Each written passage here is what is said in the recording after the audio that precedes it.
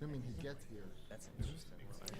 Okay, let's get started. I'd like to welcome everyone to the January 15th, 2019 hearings before the Baltimore Municipal and Zoning Appeals Board. A few preliminary items before we get started. Please turn off all cell phones, or at least turn them to vibrate. Also, if you have the need to have a conversation, please take that out into the hallway. There's doors there that keep the noise in the hallway. And the reason for that is the proceedings are being recorded, both video and audio, and not only are the conversations and cell phones disruptive to us, but they also are interfere with the recordation of these hearings. We're going to call the cases generally as they appear on the docket. When we call your case, the appellant will stand to my left. Anyone in opposition will stand to my right. We will hear first from the appellant. Then anyone in opposition will have the opportunity to state the reasons they are in opposition, and we will then end up with the appellant having the final ability to put some arguments on the record. And that will end the hearings. We will vote on the appeals that we're hearing today at the end of the day. And anyone who wishes to stay certainly can. Otherwise, you can call our office tomorrow and get our decision. And I'll give you that phone number. If you want to call tomorrow, it is 410-396-4301. And I'll read that again, 410-396-4301. We have a number of cases today that have opposition signed in, and we have found that in some instances, if the parties talk, they can sometimes work through their differences.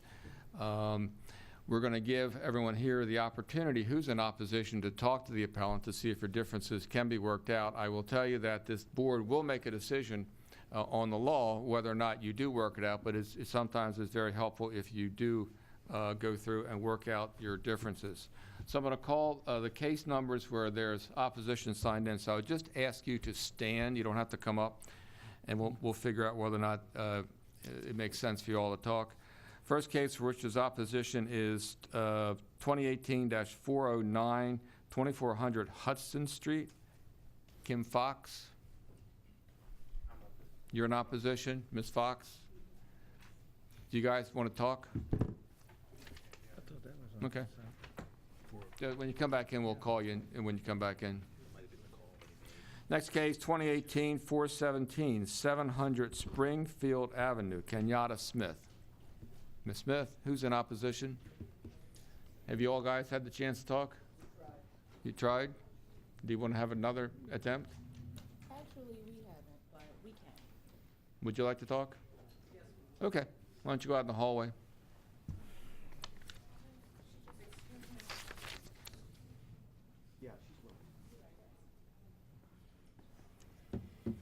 Next case, 2018-427, 4620 Shenley Road, Timothy Deenan.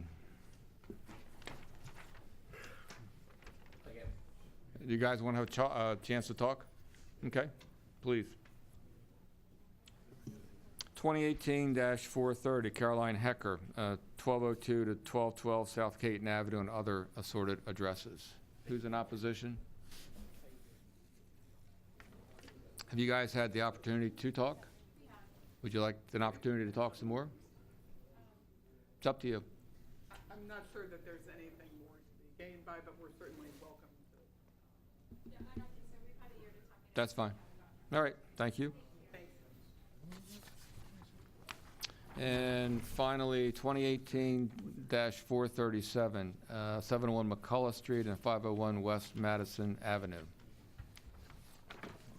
Who's the appellant?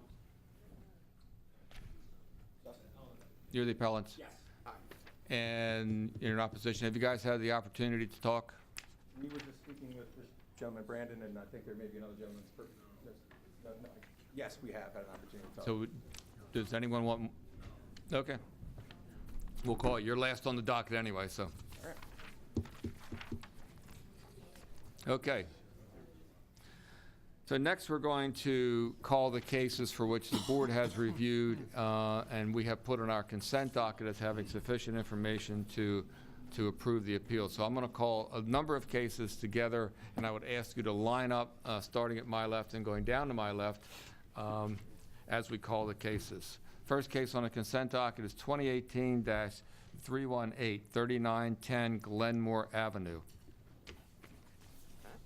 Mr. Chairman?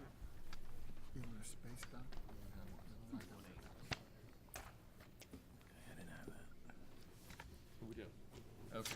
Sorry, you're unfortunately not going to be on the consent docket today. We just heard there's some letters in opposition, so we'll call your case. All right, next, 2018-416, 1742 Fleet Street, 1744 Fleet Street, and 1746 Fleet Street. Nate Prettle.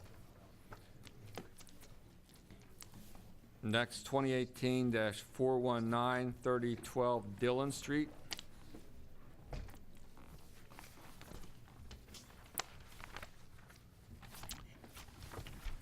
Uh, 2018-422, 6500 Ricestown Road, Ryan Fitzgerald. 2018-433, 2405 Foster Avenue, Todd Newman.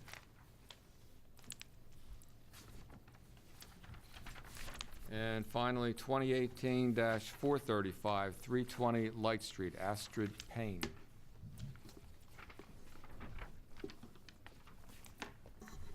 All right, let's get you all sworn in. Raise your right hands, please. Do you swear or affirm the testimony that you're about to give in this hearing will be the truth, the whole truth, and nothing but the truth? I do. Okay, first case, 2018-416, 1742 Fleet Street, 1744 Fleet Street, and 1746 Fleet Street. Would you state your name for the record, please? Nate Prettle, good afternoon. Mr. Prettle, we have this to consolidate lots, construct three-story front and rear additions, and use as 14 dwelling units. Is that correct? That is correct. Do we have any staff reports? Yes, thank you. Martin French for the Baltimore City Planning Department.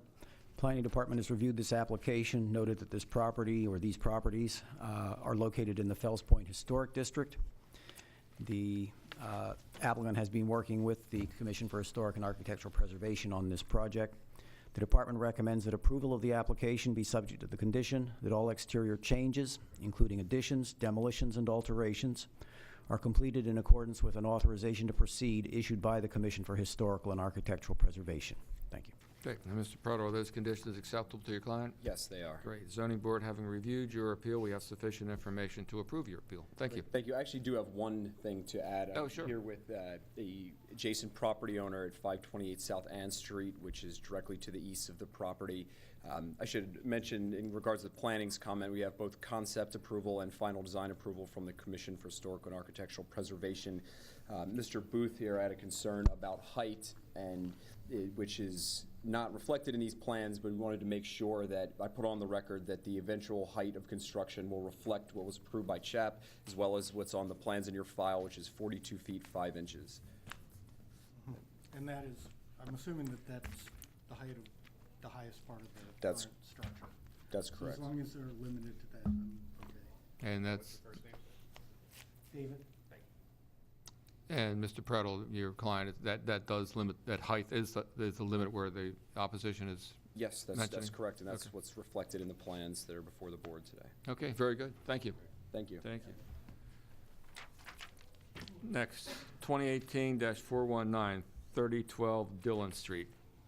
Yes, sir. My name is Adam Carballo. Mr. Caballo, we have this to construct two-story rear addition, is that correct? That is correct. Staff reports? Planning Department has no comment on this application. Thank you. Great. Anything you'd like to add? No, sir. Great. Zoning Board, having reviewed your appeal, we have sufficient information to approve your appeal. Thank you. Thank you.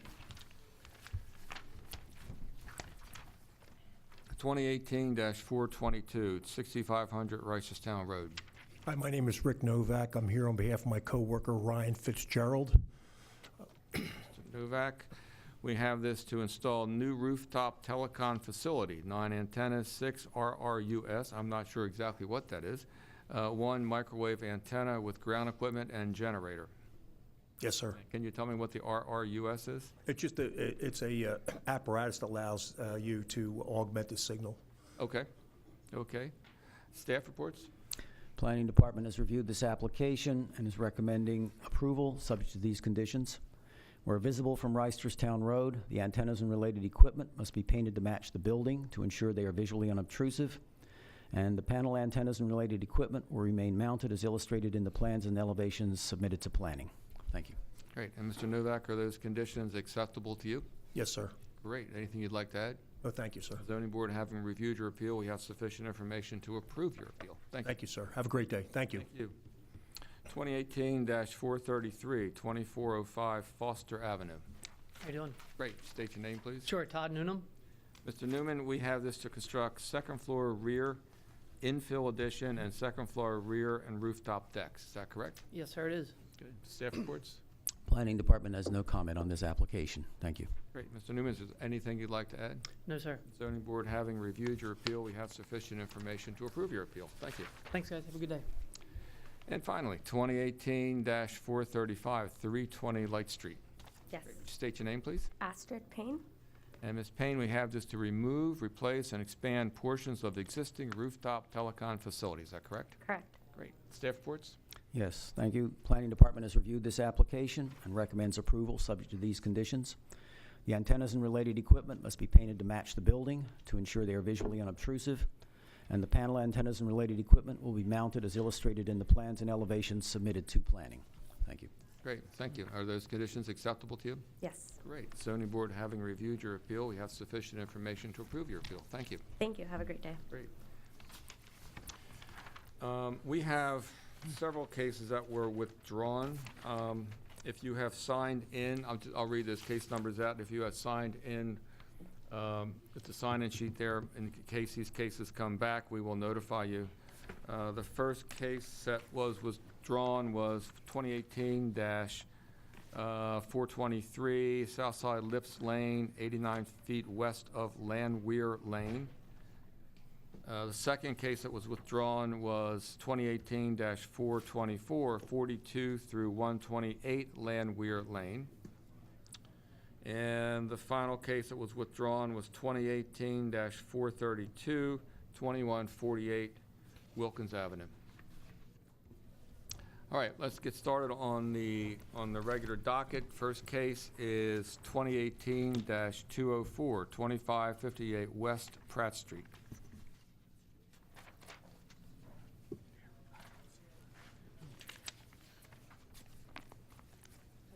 Hi, how are you?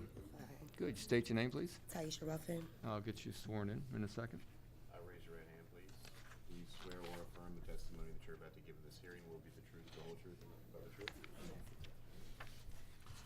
And Ms. Ruffin, we have this to use first floor as grocery store and delicatessen. Is that correct? Yes, that's Great. Is there any staff reports?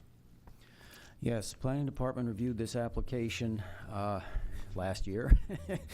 And this original hearing on this property was to take place on July 10th. The department did have concerns relayed to it from the community about the possible effect of this particular use on aggravating loitering in the area because the property was close to a major walking route to a nearby school, public school. The department at that time recommended approval of the application subject to the conditions responsive to community concerns about loitering at a nearby similar store in the community and the safety of students attending the nearby public school. And I believe that the applicant has worked with the community to attempt to resolve some of those issues. Beyond that, I cannot add. Thank you. Okay. Anything else? Mr. Chairman, when this case was originally heard, there was one community member in opposition. There is no one signed in on for opposition today. Okay, thank you. All right, Ms. Ruffin, tell us about your project here. It's a grocery store deli that I'm proposing to do in the community, just to provide fresh fruit and groceries to the area. I'm sorry, I apologize, I'm a little sick. That's okay. The issue that the current opposing party was here, she didn't want to talk with me whatsoever. I did offer to make sure that I have trash removal regularly. I did have security cameras installed all around the area. It's an in-unit, the building surrounding. And I did offer to possibly have security there or if needed during the school hours. I'm not on the corner directly, so the students' route kind of they're like a little ways up and up the street, so they kind of don't directly cross me unless they're like the ones that are on my block. It's the alley that separates me from the corner, so that, you know. But I told her that I was even willing to adapt my hours so that I'm not open at the time that they're going to school. You know, whatever I can do. She really didn't want any business in the area. Her main thing was that there had never been any business in the area whatsoever. I did submit a ton of records showing that it has always been used as a commercial property, which I don't think is an issue now based on the law, but that was pretty much it. Okay. Any questions from the board? Great, thank you very much. All right, Don't go thank you. anywhere. Your other case is next. Okay. 2018-205, 2800 Washington Boulevard. And Ms. Ruffin, this is you as well. You're already sworn in, so that doesn't have to happen again. This is to use as a 33-child daycare center, is that correct? Yes. Great. Any staff reports? Yes, thank you. Planning Department reviewed this application, noted that this property is on Washington Boulevard, which is a very busy thoroughfare in southwest Baltimore. Because of that, there is not at the present time a suitable location for drop-off and pickup of children at the front of this site. However, this is a street corner property, so there is the option of using Letitia Avenue, which is the side street, to create a safe drop-off and pickup location for children. However, the department is not, of course, in possession of the expertise to determine whether that's appropriate, and is recommending that the applicant contact the Parking Authority, Baltimore City, for consideration of that. The department therefore recommends approval of the application, subject to the condition that the applicant request designation for this property of a passenger loading zone by the Parking Authority of Baltimore City. Thank you. Okay, and Ms. Ruffin, were we to approve this, is that condition acceptable to you? Yes, since I'm not sure how it's reflecting on your maps, but I did have a side door installed. The main use of the building would be Letitia Avenue. Also, my property extends back pretty far. The yard is pretty large. I did speak with the Department of Transportation Parking Authority, and they told me that he went onto Google Maps, and I spoke with, I believe, a Michelle over there, and they said I have to, you know, go through you guys first, but they don't see any issue with from my door, from my side door, because I have about 3 or 4 parking bays right there where you can pull. And it'll be 3 or 4 parking bays in the rear where there's now currently like a storage shed unit. They will be able to do a passenger loading zone on the side of the block right there, so that when the parents are dropping off and picking up their children, they'll be able to do all of that from Letitia Avenue. Okay. Is there any fence or anything? Yeah, will the kids be in the backyard? Yes, so there will be a fence built upon approval. And I'm not sure. I apologize that I don't have it on the site plan. Okay. But yeah, there will be a fence, a privacy fence for the kids as well. So there will be a privacy fence, 3 parking spots in the back for staff, and then there is an area that will not be used for staff for parking during pickup and drop-off time. But midday, when it's not pickup and drop-off time, then if someone needs to park there, it's some extra parking on the side as well. Okay. All right, very good. Any questions from the board? No. Great, thank you very much. All right, thank you. Thank you. Next case, 2018-318, 3910 Glenmore Avenue.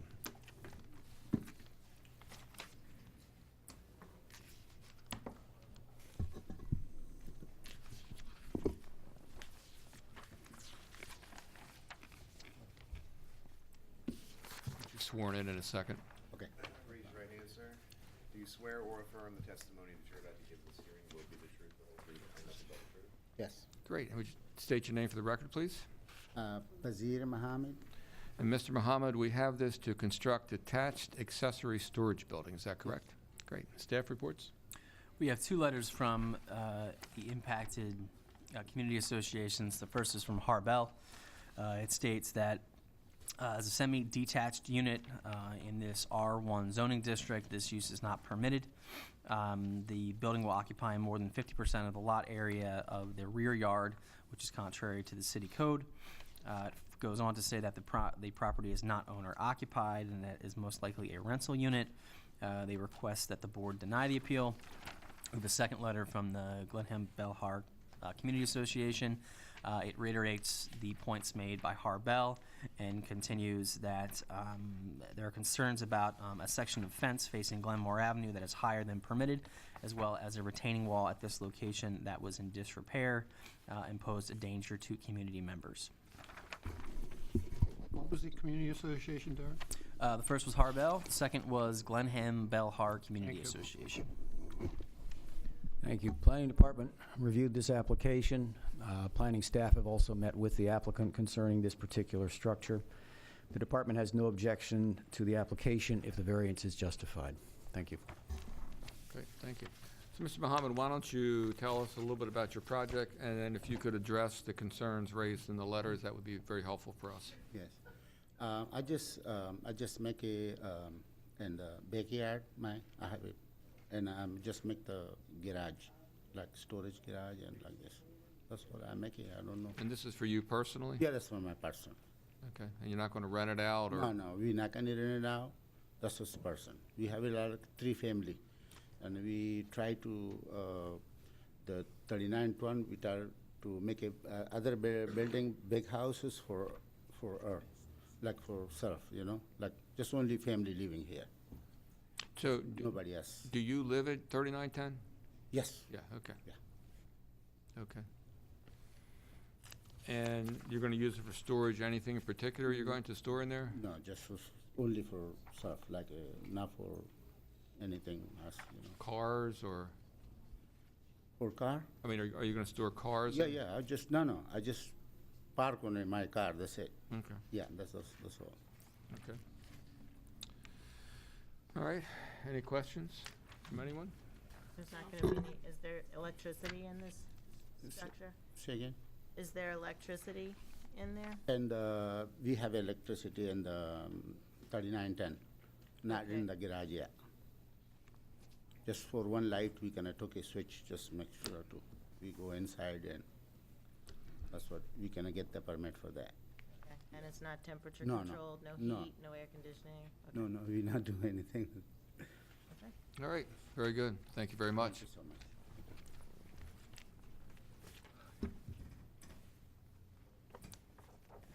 We done right now? Yes, yes. Next case, 2018-333, 701 South Bond Street, is here today for deliberation only. Mr. Prettle, are you here?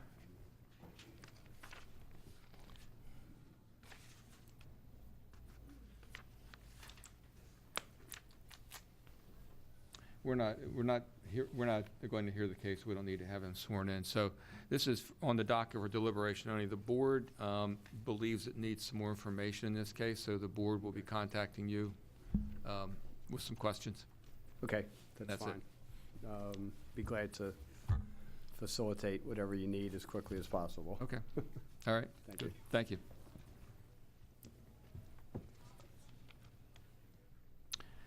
Uh, 2018-409, 2400 Hudson Street, Kim Fox.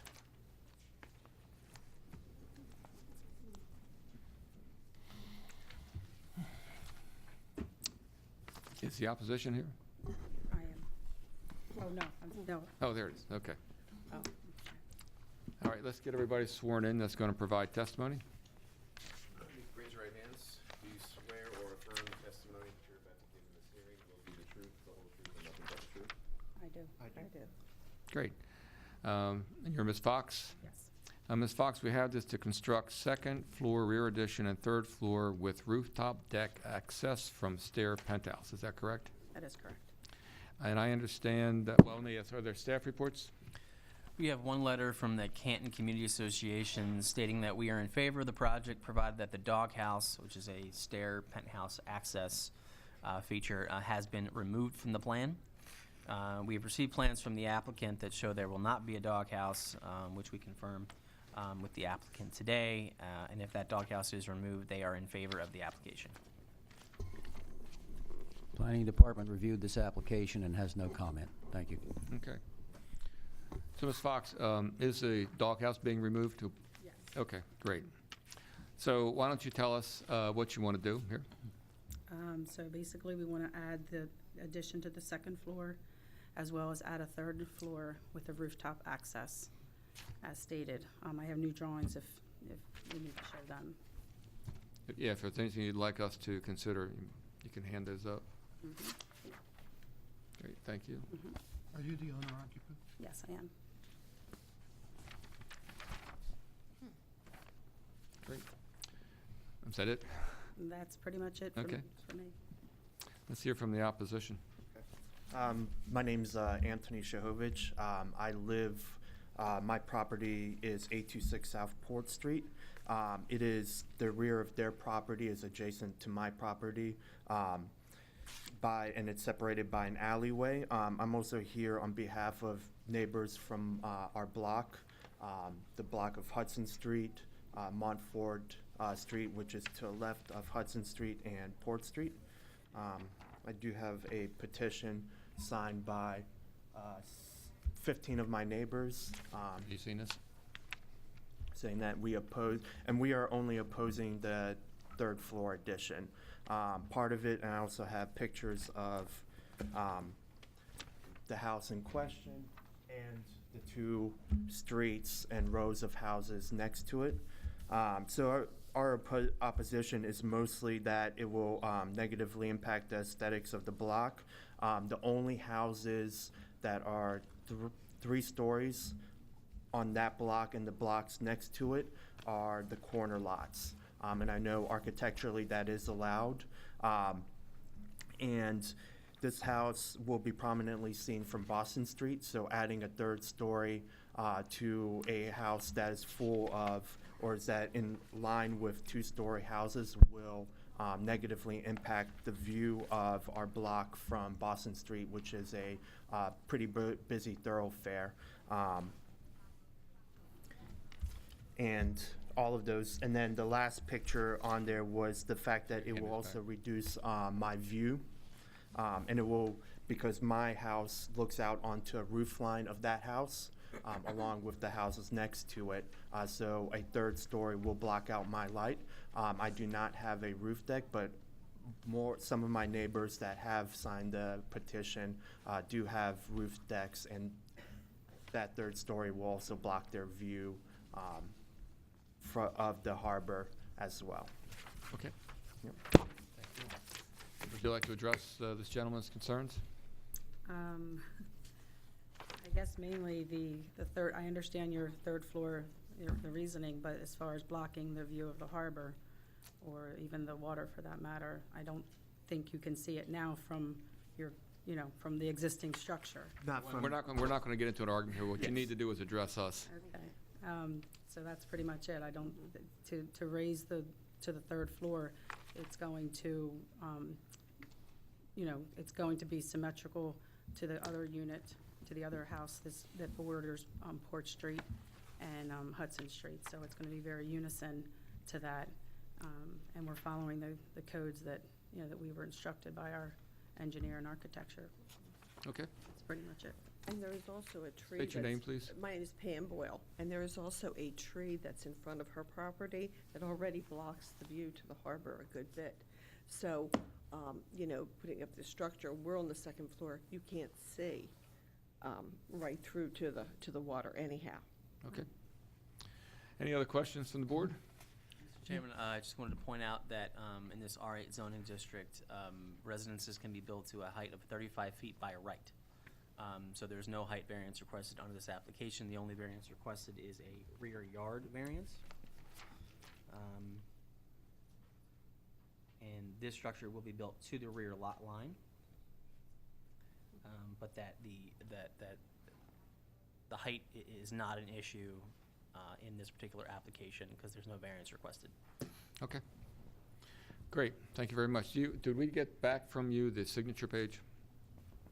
Did you want to make that part of the record? Yes, I do. All right, great. Thank you. Thank you all very much. Thank you. Next case is 2018-418, 1211 Holland Street, Adam Carballo.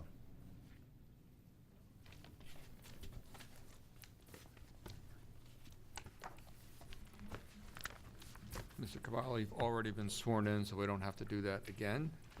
So we have this to construct 3-story rear addition and use as 4 dwelling units with first floor coffee shop. Is that correct? Correct. Great. Staff reports? Thank you. Planning Department has reviewed this application, has also had consultations with the architect and developer for this property. Notes that this property is in the Union Square Historic District, and therefore all of the improvements to the exterior of the building are going to be subject to approval by CHAP. The department is recommending approval of the application, if granted, be subject to the condition that all exterior changes, including additions, demolitions, and alterations, are completed in accordance with an authorization to proceed issued by the Commission for Historical and Architectural Preservation. The department further recommends that if the applicant is unable to provide the board information concerning the actual commercial use to be made of the first floor level of the premises, the board defer approval of neighborhood commercial establishment use of the property until such information has been provided and determined to be consistent with Section 14-328B of the zoning code. Thank you. Great.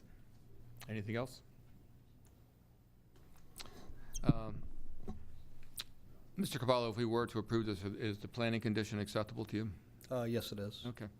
So tell us about your project, and I do want to hear about the, if there is any expansion of the first floor unit, which is a neighborhood community commercial establishment question we're looking at.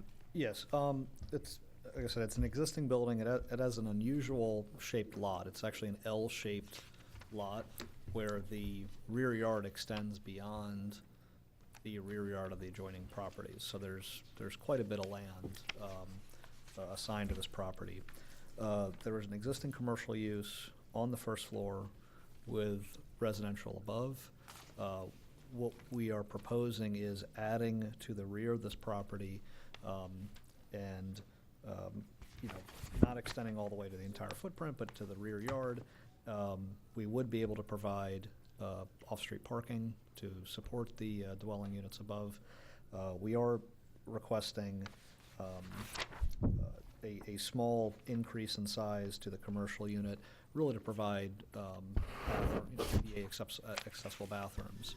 As far as the specific use of that space, our intention is to have it in, sort of be in compliance with the other commercial uses on Holland Street. This is half a block from the Hollands Market, so there is commercial in this neighborhood, directly adjacent. So we want to have a compatible commercial use. There are coffee shops. There's a lunch place right on the corner.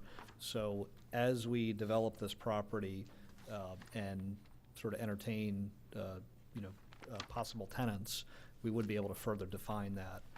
However, the intention is for it to be some type of, like a coffee shop or a, sandwich shops. In the neighborhood, yeah, so, so yeah, and sorry, these are. Well, wait, one at a time. Yeah. Please. So that's the intention for the space. Okay, yes. What's your name? Noble The Buyer. microphone, please. Noble Buyer, Spell it, please. Noblebebayer. And Mr. Cavallo, it looks like the commercial space is going from 622 square feet to 719 square feet. Does that sound about right? That is correct. A little less than 100 square foot Correct. expansion. And really, that's a product of we're eliminating sort of a dog-legged alley so that we can provide a hallway to provide access to restrooms. So I'm looking at the floor plan, proposed floor plan. So you're building all the way back to the lot line. Correct. And it's another 426 square feet, it looks like, approximately. And it's listed as tenant storage. Is that storage for the commercial use, or is that storage for the residential use? For the residential use. Okay.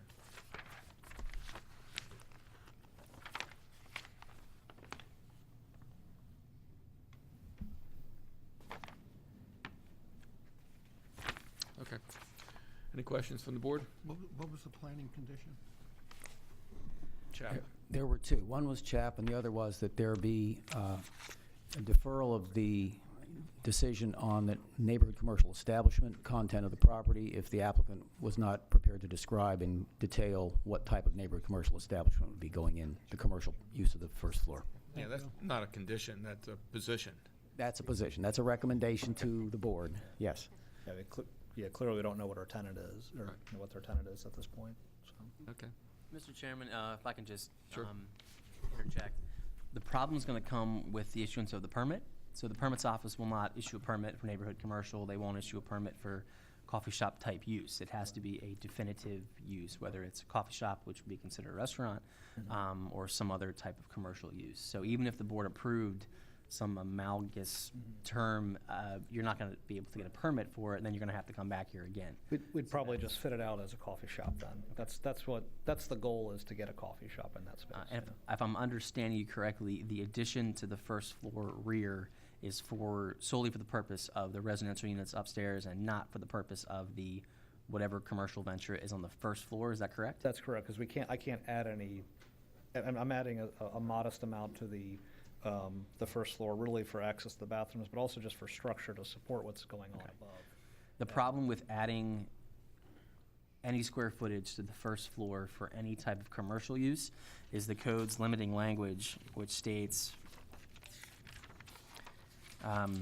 neighborhood commercial applies only to certain already existing structures. And the board has, on a number of cases, interpreted that to mean you can't expand a neighborhood commercial establishment at all. That you have an existing structure, if it qualifies for neighborhood commercial and it meets the conditional use standards, you can, that would be approved for that business use, but you can't expand it. So I would just point that out to the board, and if you'd like to address that particular issue for the board, that would be helpful. Right, well, I guess the rear addition on the first floor is intended to be used by the dwelling units above. And we're talking about that little less than 100 square feet. I guess then if I think explaining that Well, this right. was the Hoy back in that section there that's blocked. Yeah. from view. And we had I mean, spoken with then Chelsea. I end up getting, if I extend to the rear for the dwelling units, then I end up having a sort of like an interior court that's sort of closed off, that's gonna capture water and snow and everything else. I'm not sure if there's sort of a technical reason in addition to just an access reason why we. Well, that just has to be rebuilt anyway, but that could be rebuilt.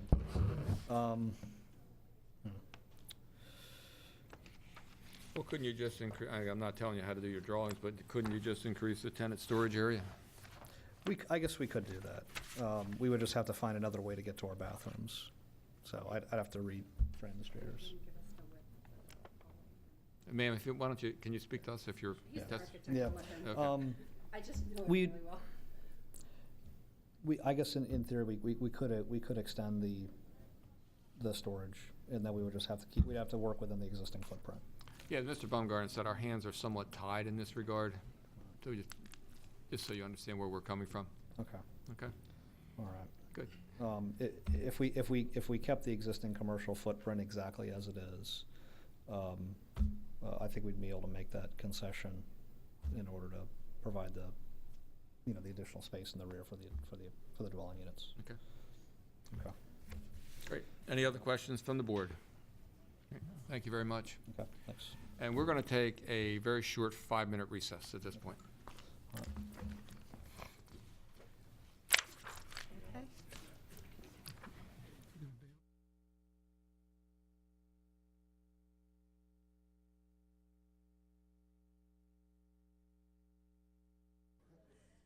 Okay, we're going to pick back up where we left off.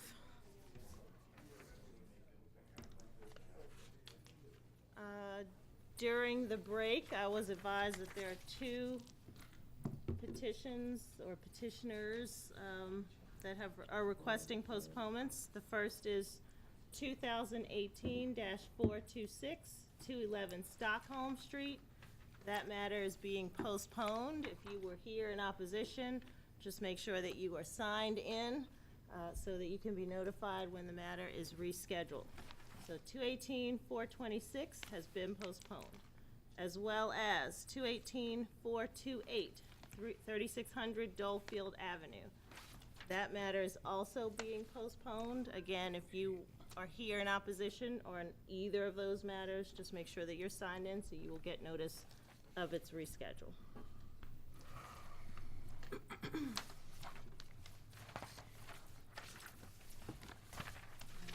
And I will next call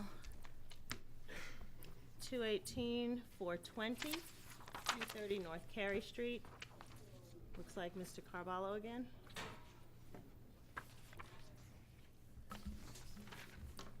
No, we didn't skip that. Yeah. I was asking, sorry. Okay, we have this as a request to use as 6 dwelling units. Is that accurate? That is correct. Okay, and you've already been sworn, so no need to do that again. 420 next We page. never did swear Mrs. Byer in. She Okay. provided that bit of testimony. Okay. Everybody raise your right hand. Do you swear or affirm the testimony that you're about to give at this hearing will be the truth, the whole truth, and nothing but the truth? Are there any staff reports or planning reports for this particular appeal? Yes, thank you. The Planning Department has reviewed this application, noted that this property did have historic use as a multifamily building. However, the property has been vacant for over 8 years.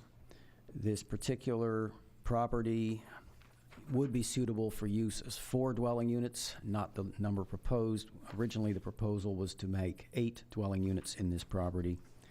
The applicant has apparently amended that to 6.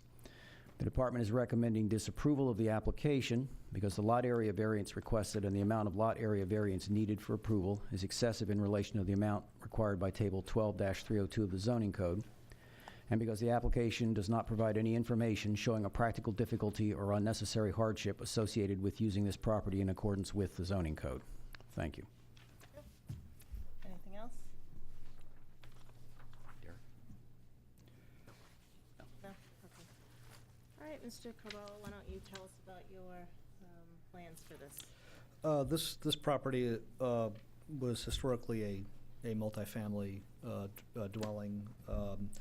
It's a 3-story building, very typical of a lot of apartment houses in Baltimore City. There was originally 3 units on the front of the property and 3 units to the rear of the property. 2 dwelling units on each floor.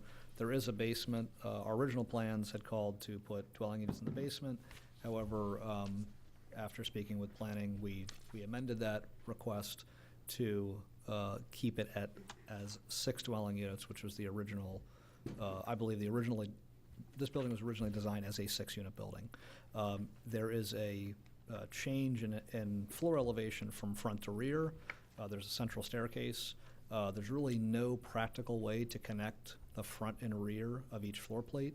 It was intended to have them be separated, and it's sort of physically limiting if we don't just maintain the existing layouts within each dwelling unit. So I disagree with the planning department's assessment that sort of a hardship is not been documented. We're showing that very clearly in our drawings as well as our building section, which clearly shows the separation or the change in elevation from front to rear.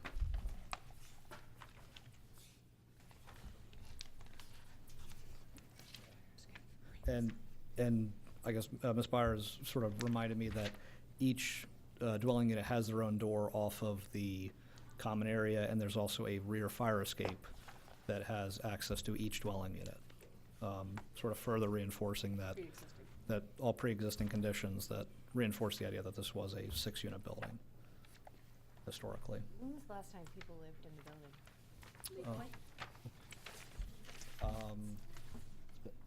It's been quite some time. I can't give an exact number.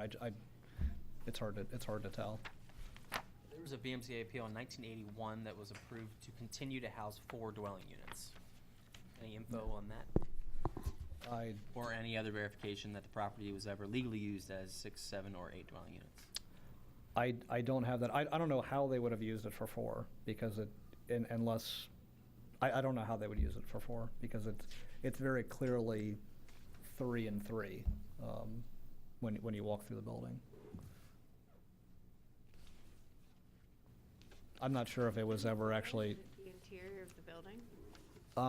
I don't have any that are printed.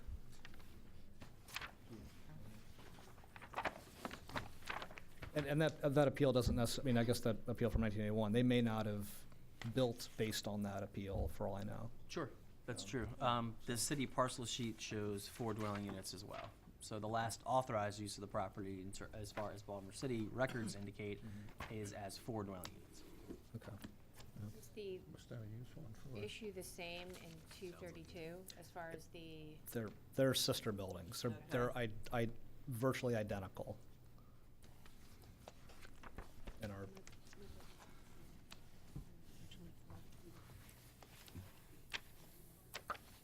right,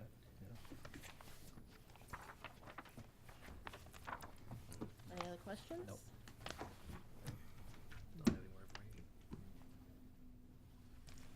Okay. Do you have any And- proof that that this had any past history of being 6 dwelling units other than the way that it's divided? I don't have any, I don't have a certificate of occupancy. I don't have, because, again, I guess that appeal from 1981, I'm not sure what the building looked like back then. I'm sorry, now I skipped to 232. There were individual numbers on each door at one point, and I'm checking to see if I have any photographs of that. Okay. But, I mean, physically, the building is organized and laid out as 6 units. Was this property ever in receivership, if you're aware? One was not. I can't remember which address. One of I think 230 was receivership, 232 was auctioned. Okay. Okay. So while you're here, why don't you also speak to us regarding appeal number 421, which is 232 North Carrie Street? That's the adjoining structure. It's a mirror image of this particular building. They're sister buildings. It's, again, a building that I believe was purposely built as a 6-unit. There are 3 units in front, 1 on each floor. There's 3 units in the rear. The elevation of the floors is staggered so that in the central staircase at the landing, you enter into the rear unit. At the front landing, you enter in to the front. This building also has been vacant for some time. However, it has 6 apartment doors going into each apartment. It has a rear fire escape that's Separate meters? there are no meters there, no. Okay. Yeah, the meters have been taken out long What ago. about in 230? Meters? No, the meters, Building. the meters are taken out long ago, yeah. Okay. I don't know when, but. French, what say you? Well, the planning department's comment on 232 North Carey Street is essentially the same as it would be for 230 North Carey. Historically, this type of structure, when it was originally built and used, would have been for a wealthy family. The front portion of the building, which would have been known as the front building or front house, would have been taller. The rear portion would have been primarily for servants and perhaps some guests, and that would explain the differing floor levels. It would also explain why there would be 2 staircases inside this building, one for the rear for the servants to use and one at the front for the owner of the building and his family to use. So the possibility that this place was at some point divided is quite likely, because especially as the income level of the area declined, a lot of these buildings were scooped up and then divided, whether with permit or without permit, by absentee landlords. So that's probably how the property ended up being in the condition it is, vacant for so long. Thank you. Okay. And your position is no more Our than position 4? is the same. We believe that it would be more appropriate to have 4 dwelling units than 6 or 8 dwelling units. Yes. Mr. Carvalho, when do your clients take title to the properties? Do you own a property? Roughly, doesn't have to be a. It's that weird date and time. receivership adoption. Sure. One at a time, I don't have your name. Evan Roberts. You can only speak one at a time, and you have to walk to the microphone. So within the last 6 months, we've made the acquisitions.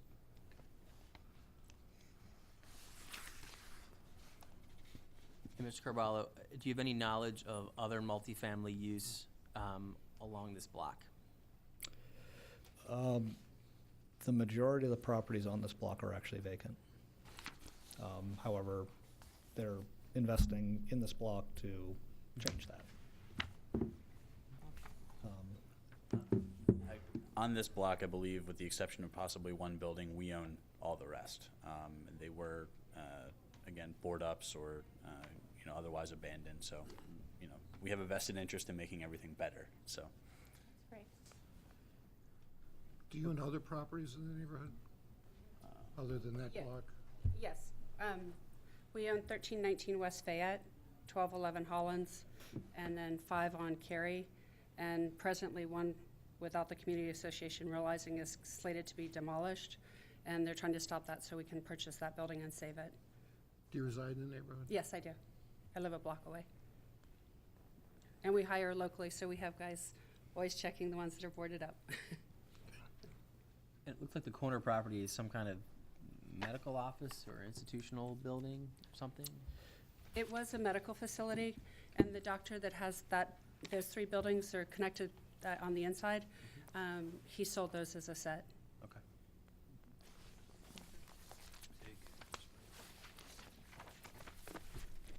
Anything else? I think that's it. Thank you all. All right, thank you.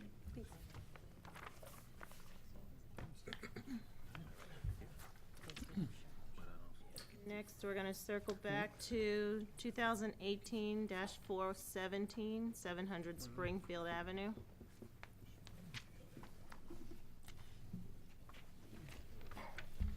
Oh, yeah. It's like,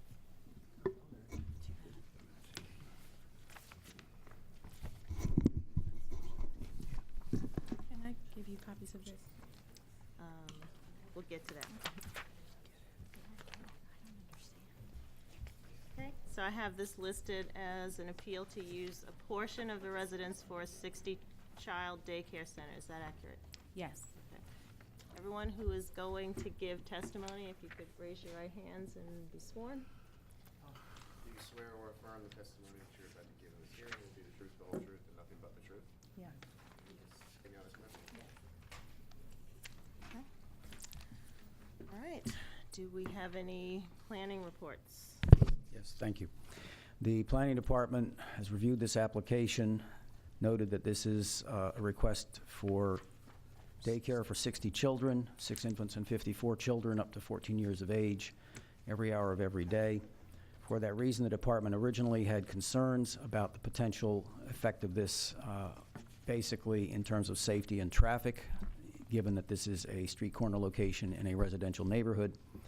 However, further review of the physical layout of this particular area, the department has determined that it would have no objection to approval of the application, subject to the condition that the applicant request consideration of establishing a passenger loading zone for the center or facility by the Parking Authority of Baltimore City.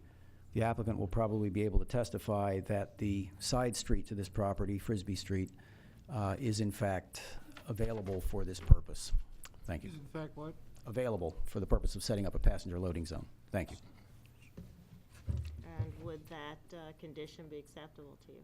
Yes, ma'am, it would. I already contacted the parking authority. I spoke with Taylor LaFave, I think that's how you pronounce his last name, there, and I sent him pictures, and we discussed it, and they determined that I don't really need the passenger loading zone at this time, and I have a copy of the email that he sent to me speaking to that. Okay, can we see that? Yes, ma'am. I think I stuck it in here already. Hold on.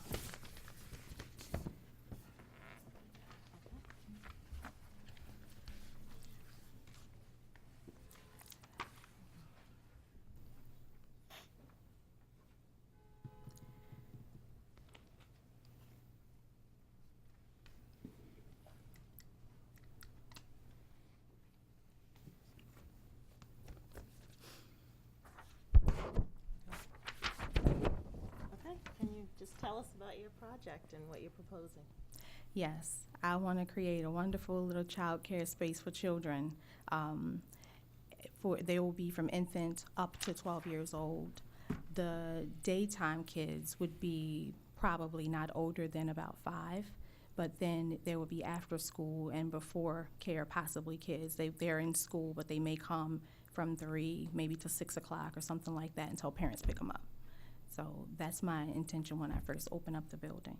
And what are the hours that you're proposing for your operation? At opening, I'm going to do like 6:30 to 6, but I wanted to grow that to be able to accommodate the overnight families like fire, police, nurses, those that do the overnight shift. I have a lot of space in this building, so I can definitely accommodate those that need overnight care for their kids in the long term. And when do you anticipate generally that kind of expansion to overnight? That's probably going to take me a couple of years because I have to build the capacity first to be able to even offer a shift that late. So in the beginning, it'll just be the 6:30 to 6, probably for the first 2 years. Okay.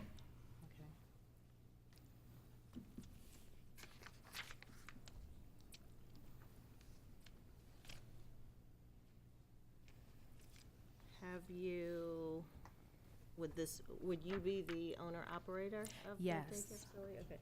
And have you run any other similar facilities before? Yes, I've been in childcare for about 20 years or in education in some way. I had my own daycare before.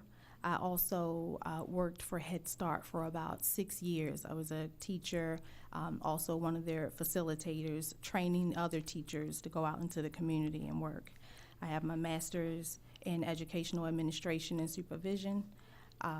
I was a specialist overseeing childcare facilities for the last 10 years. I've actually gone in and opened up many facilities in this city. So I know what it needs to look like, what the parking needs to look like, what the outdoor play spaces need to look like, what is a suitable setting for childcare. Okay. And how did you come up with the number for 60? Well, when we did the measurements, that's really what the space can accommodate.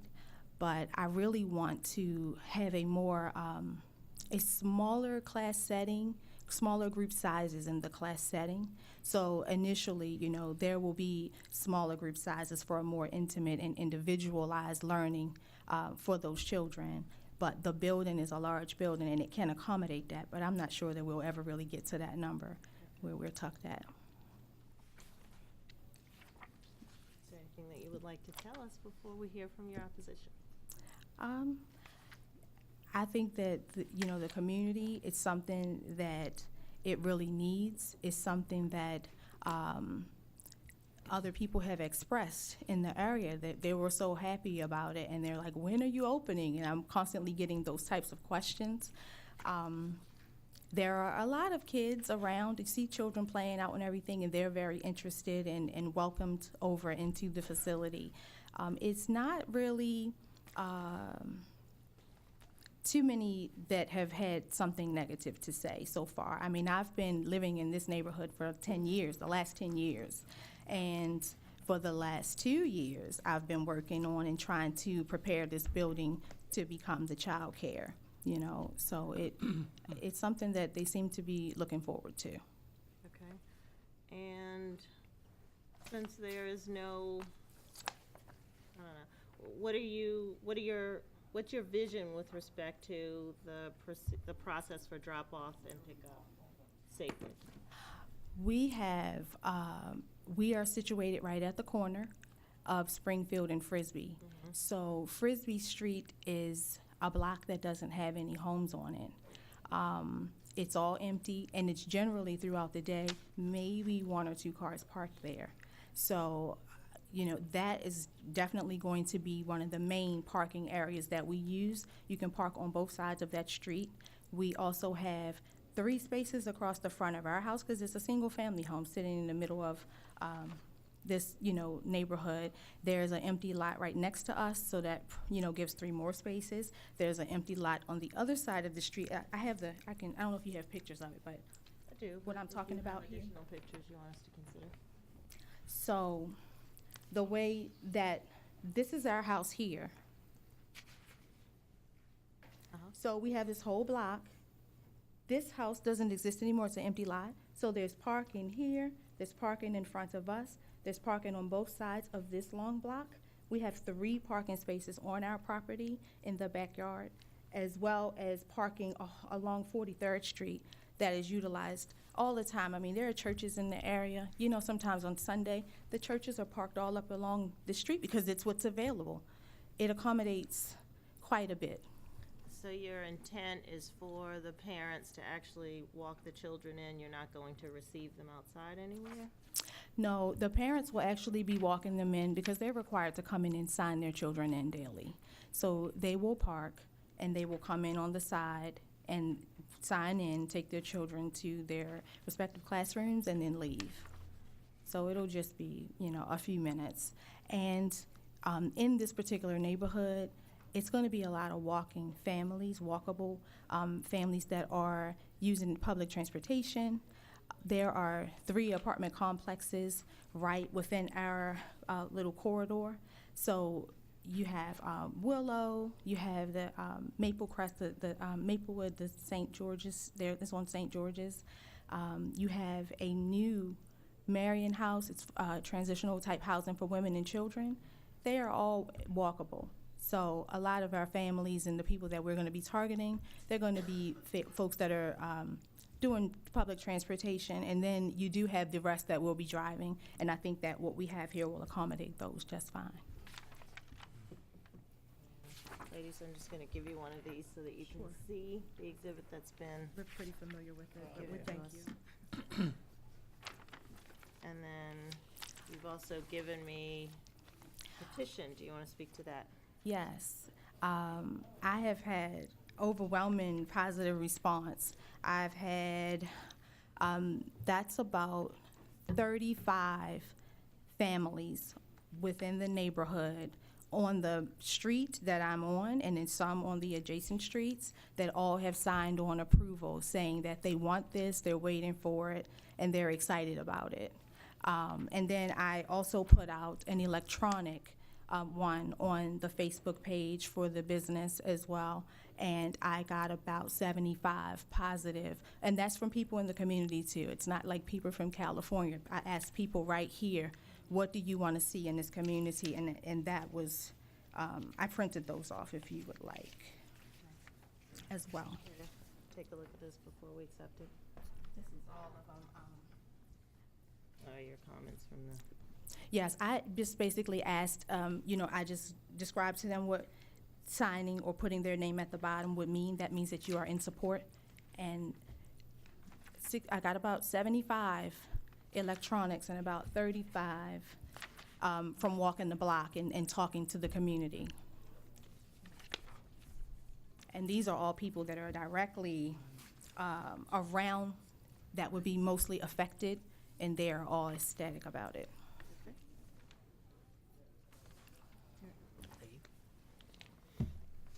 Anything else? No, ma'am. Yeah, I'm gonna go first.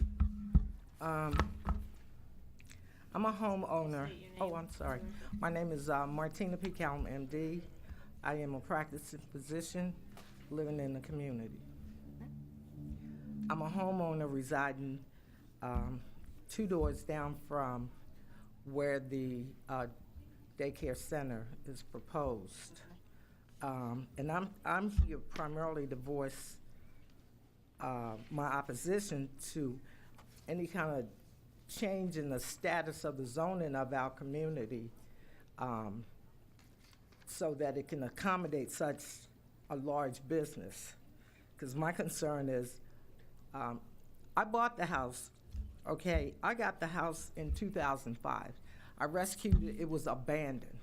It's a 118-year-old Victorian. The house was about to go into the Project 5000.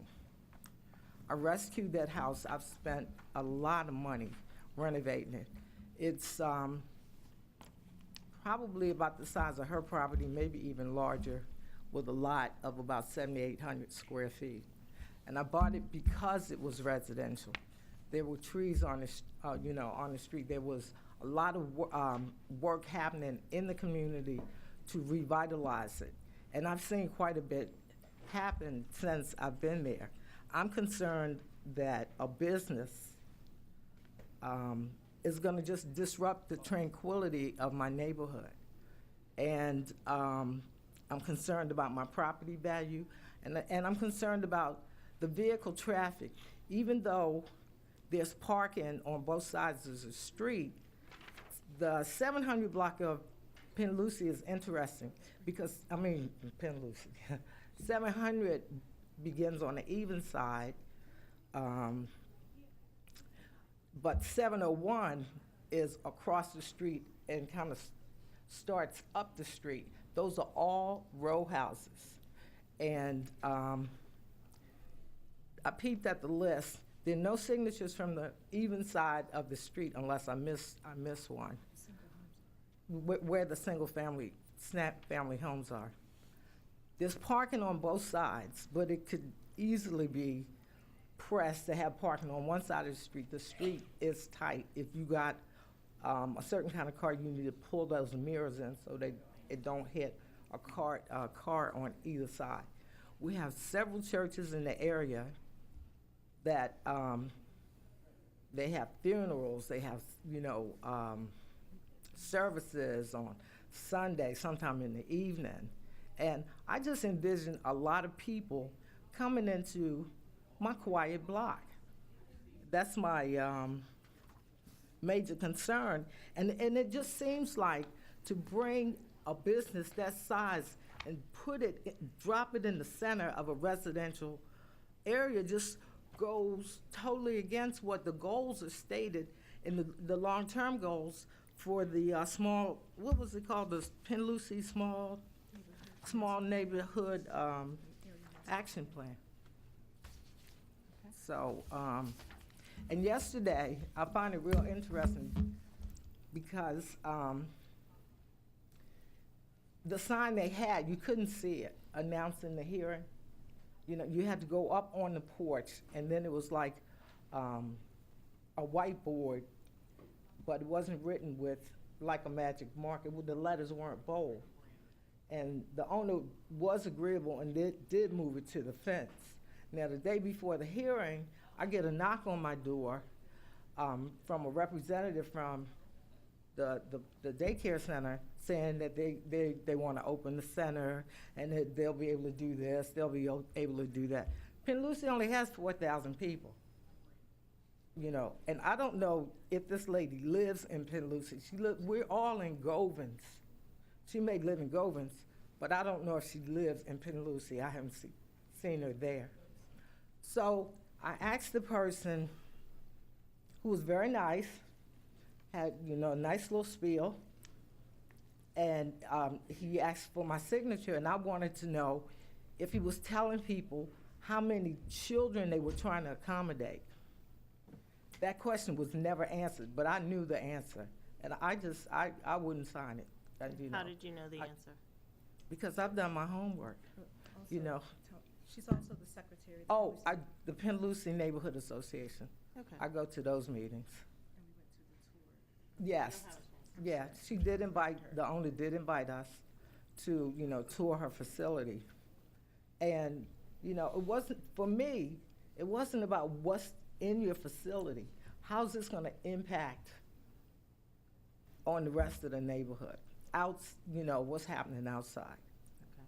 Do you have a photograph of the, Is it on your phone? It's on my phone, but I couldn't the make posting? I couldn't make I can show you this. Can I give you my phone? Sure. I actually have a picture of the sign if you need it. And it's on the fence. Yes, she did move it to the fence. And I only knew that, they've been working on that property for at least a year and a half. And you will see things in the yard, and we're like, oh, that's nice, it's gonna be a daycare center. But the thinking is that it's gonna be an in-home daycare center. And we know that there are limits on the number of children, because we have other smaller operations in the neighborhood. But I was floored. When I looked at the sign and saw 50, 60, I forgot what I saw. I was like, what?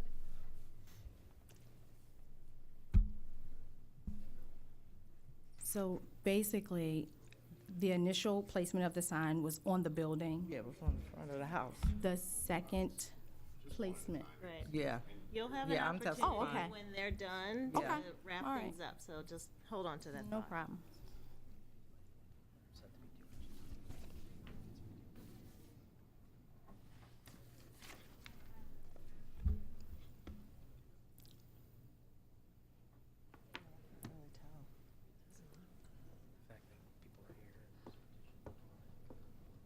Right. Goes to the actual notice versus constructive notice.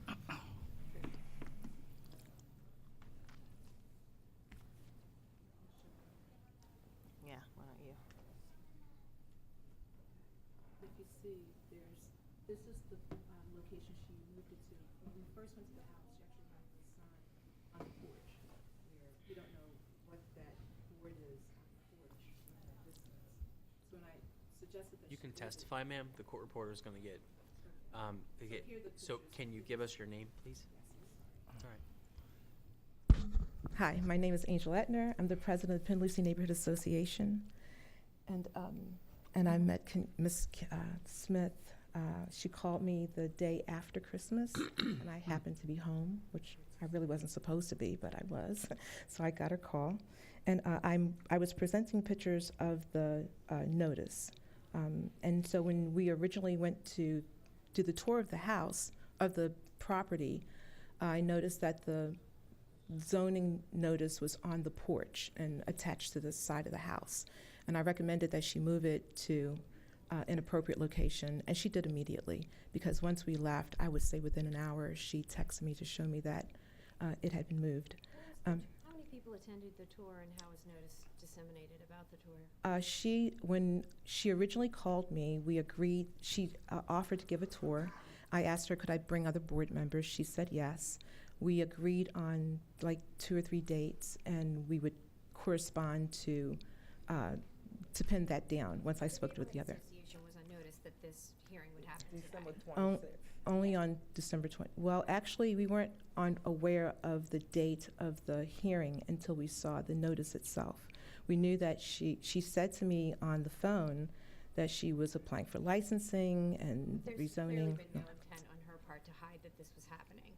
Well, She reached actually, out to you. I would say that it was, because generally, when you want to do a large project in a community, you reach out to the neighborhood association before you engage in such a large project. We have so many projects going on in Penn Lucy. Currently, we have 2 large child care centers, which are 18 children or more. Both of them, Miss Ivy League, hers is, I believe hers is 101 children that she's licensed for. The second one is on Greenmount Avenue and Wyandotte, and they are also a large child care facility. We have 2, what they call large family facilities. Well, this is important to what we're here to say, because Penn Lucy has 5 child care facilities of different sizes.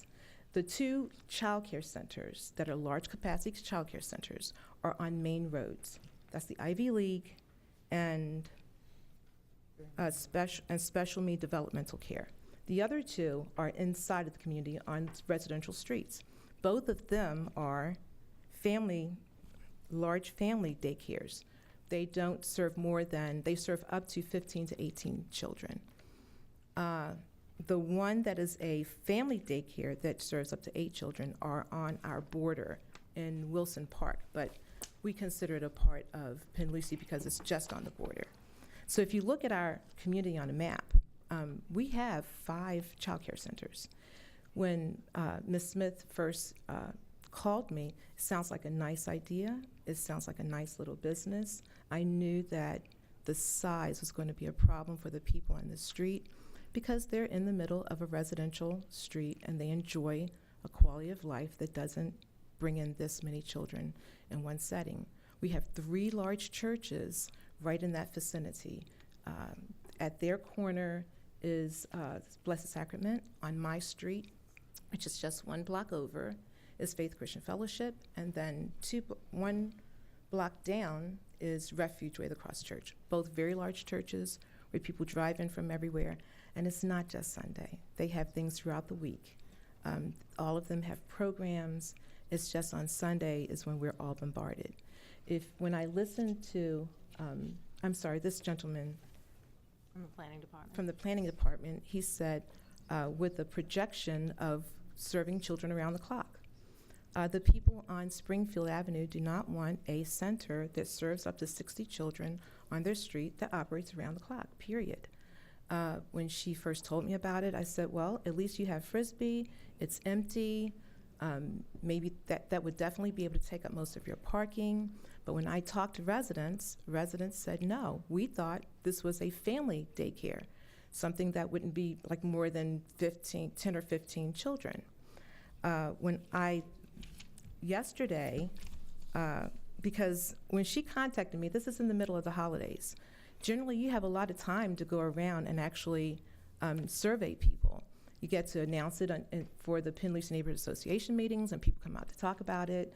I would make sure that I talk with each person, because it's important to know exactly what the people who have purchased their homes there think and feel. Because, I mean, we're living in a time where people are very bold to say, well, I don't care what it does to you if it's going to benefit me, because that's what's happening now. The reality is that the people who live there, who've purchased their homes there, they matter, they count, and they have a right to sustain the residential quality of their neighborhood. When I got a call yesterday that someone was going around collecting names on a petition, because I had only spoken to 3 people since she called me. And when she and I corresponded after that, in text messaging, I told her I felt like I needed to talk with more people. Because at that point, 3 people, the answer is no. And I know that in working in nonprofits, I know that the statistics say that you get 5% of the population, and that's enough for a decision. And I honestly don't follow that myself. I'd like to talk to as many people as possible, because if this is something that can work, then let it work. In any case, she's purchased a property. She's now our neighbor. I'm now responsible for having a good relationship with her, just like I am with every neighbor in my community. So I went out yesterday after I got the phone call to talk to 3 of the neighbors across the street to ask had they signed the petition, because I wanted to find out if they actually agreed with it.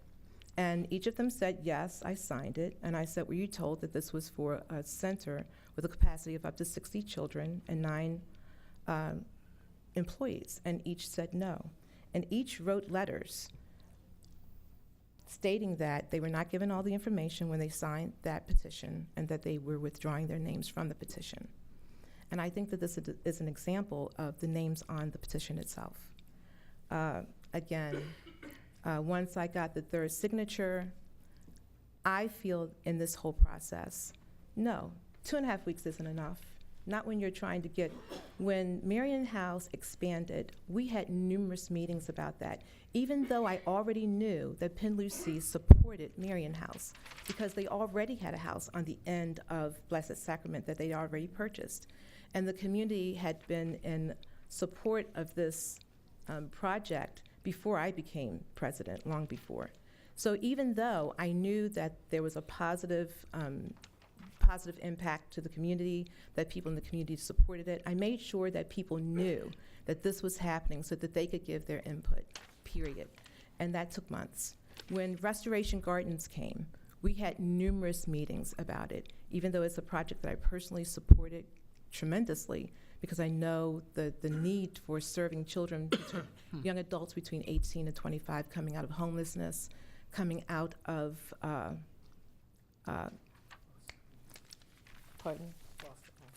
foster homes. But my personal opinion is not what I'm here for. It's a matter of finding out, making sure that residents know, the residents whose lives are going to be impacted by this know that this is happening so that they can give their feedback. This was not enough time over a holiday season to get that kind of input. And for someone who's doing this project to go out and only give partial information, and I can only go by what I was told by the residents themselves, because at these meetings, when we have these meetings, I'm not there by myself giving this information. And if I am, it's because I'm giving information that's printed. I go out, I invite the people who are proposing these projects to come in and give their presentations. And I've even supported them when neighbors didn't originally agree with these projects. Restoration Gardens took a lot of work because people are afraid of 18 to 25-year-olds. It doesn't make sense. These young kids, these young people, need help, and they're not scary in any way. But it took some convincing to get people to come around and actually understand how beneficial it is to not only our community, but the society in large. In Penlucy, we have a number of residential homes for young girls who are coming out of dangerous situations. They focus Okay, so what I'm saying is that, so when I talk to the neighbors, their main concern is, we thought this was a family daycare with no more than 15 to 18 kids. We had no idea that it was this large, and this is not what we want here. Even though those two properties are empty lots right now, they were originally homes there. And there's nothing saying that 2 homes won't be built there again. Currently, yes, those streets are empty. And when I first talked to Ms. Smith, I said to her, well, yeah, that's empty, and that is going to give you some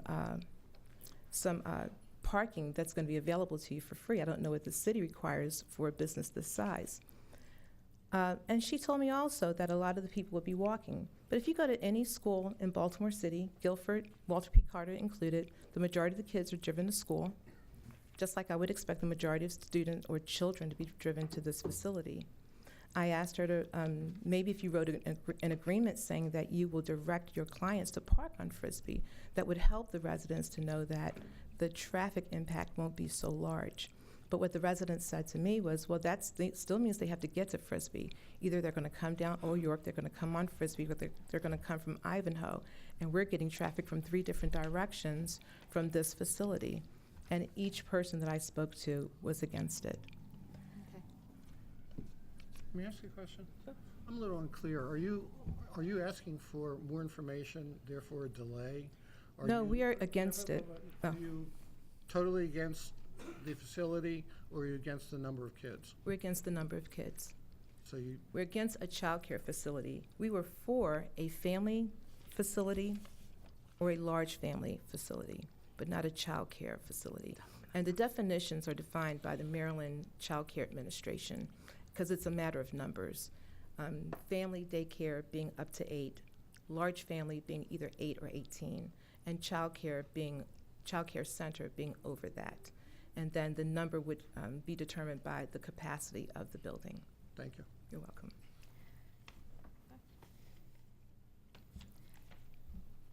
She was notified of the hearing date on December the 28th. That's a text message to her phone from my phone of the notice. So it's been almost a month that she could have contacted whomever about whatever.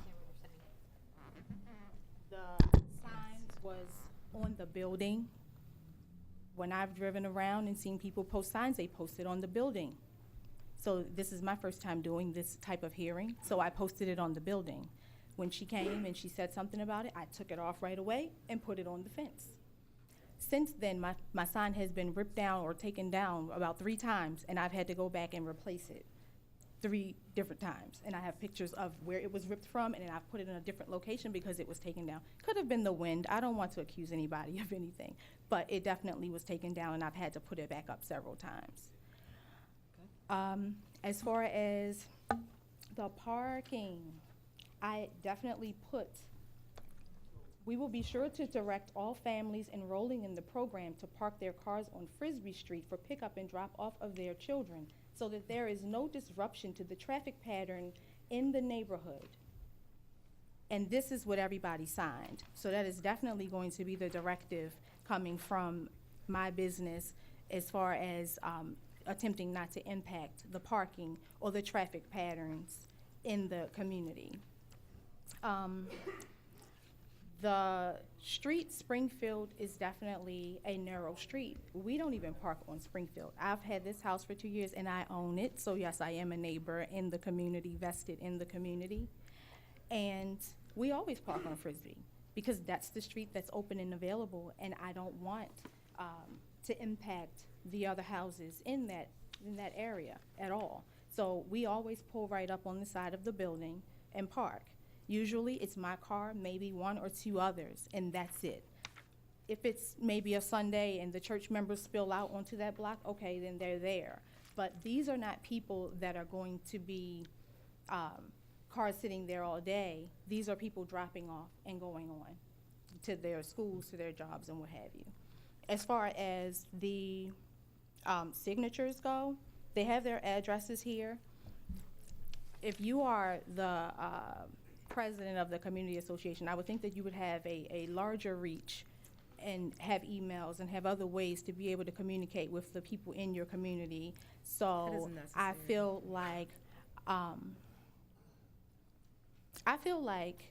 going to get your friends possibly to do a letter, because you know that I'm going around introducing myself and making sure that people are in the know about the daycare. And the sign has been out there since November. I think I filed for it November or something. It's been out there since November. I did it with Mr. Baumgartner, actually. He helped me right before the end of the day. It's been out there since then. So ample notice. It's been advertised. People have had their opportunity to say what they need to say about it. And every door we knocked on yesterday and other days since we've been collecting signatures have been positive. And they've wanted it, as evidenced by the signatures and the addresses. Ms. Smith, how many staff members do you intend to employ? I only have 6 rooms, so it would probably be about 7, because I want to have an extra person there. If I have, teachers, one in every room, I would want to have a person that can float and help do breaks and those types of things. So really, realistically, if I fill all the rooms, there would probably be a max of 7 and myself. But I think on the application, we were projecting the possibilities of, if I needed more. But I think it's going to be about 7. Would you be willing to cap the number of children served? 50, 40, 30, 20? Well, I like your first number. I like your first number, for sure. Yes, I would. If you see from the timeline that I have written there, she actually contacted me the first time on the 26th. I don't have anything against Ms. Smith. As I told her from the beginning, it sounds like a good idea. It sounds nice. It sounds like a nice daycare. It's not about what I think. It's about what the residents want. What number would you prefer? Well, the residents have said that they like to see it remain a large daycare and nothing larger than that. So what number is that? That would be the 15 to 18. Now, I don't know, because those are the ones that we're familiar with. Those are the ones that, when I talk with them, I took the information from the Maryland Child Care Administration to them. If the proposal was 30 children, I would go back to the residents and say, what about 30 children? Again, it would be a matter of getting out to people.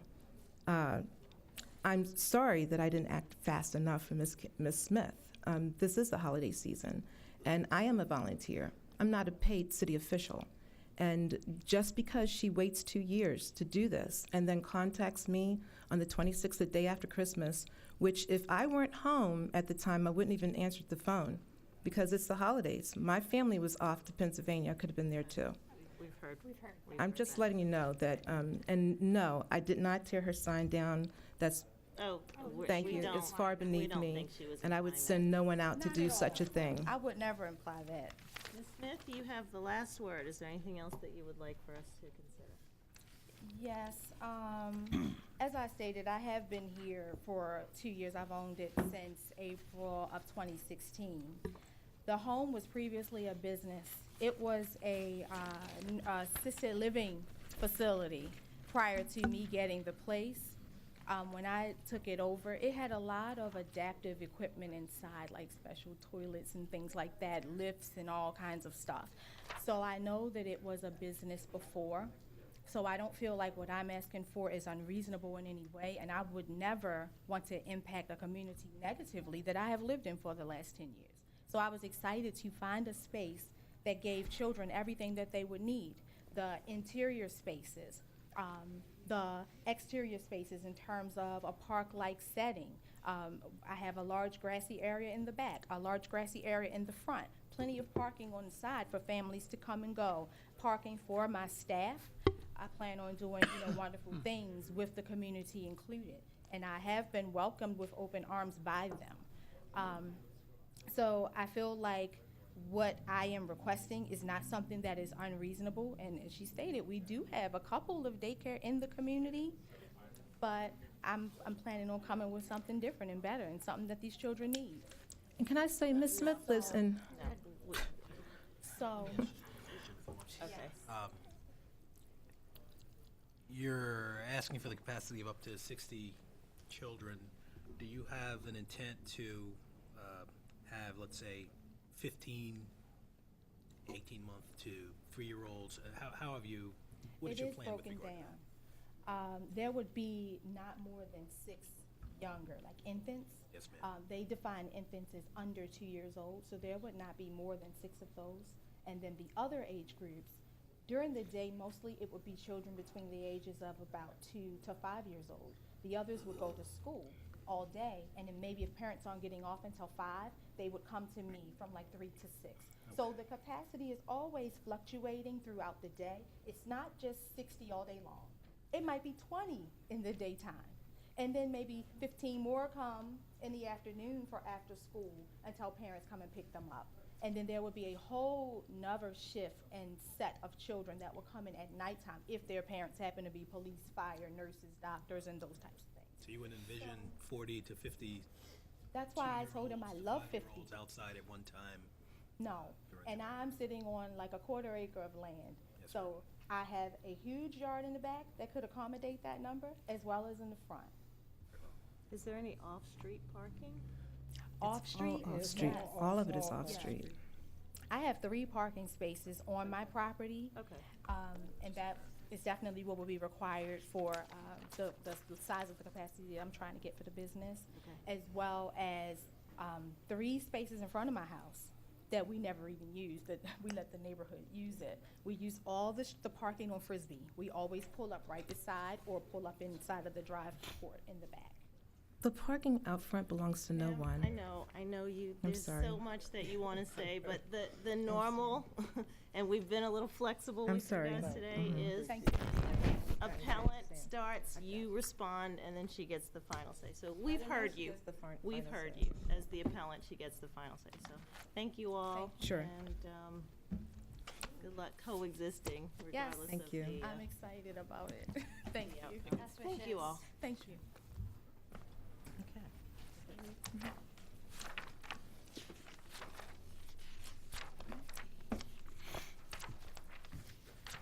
Okay, calling next, 2018-425, 3804 West Rogers Avenue.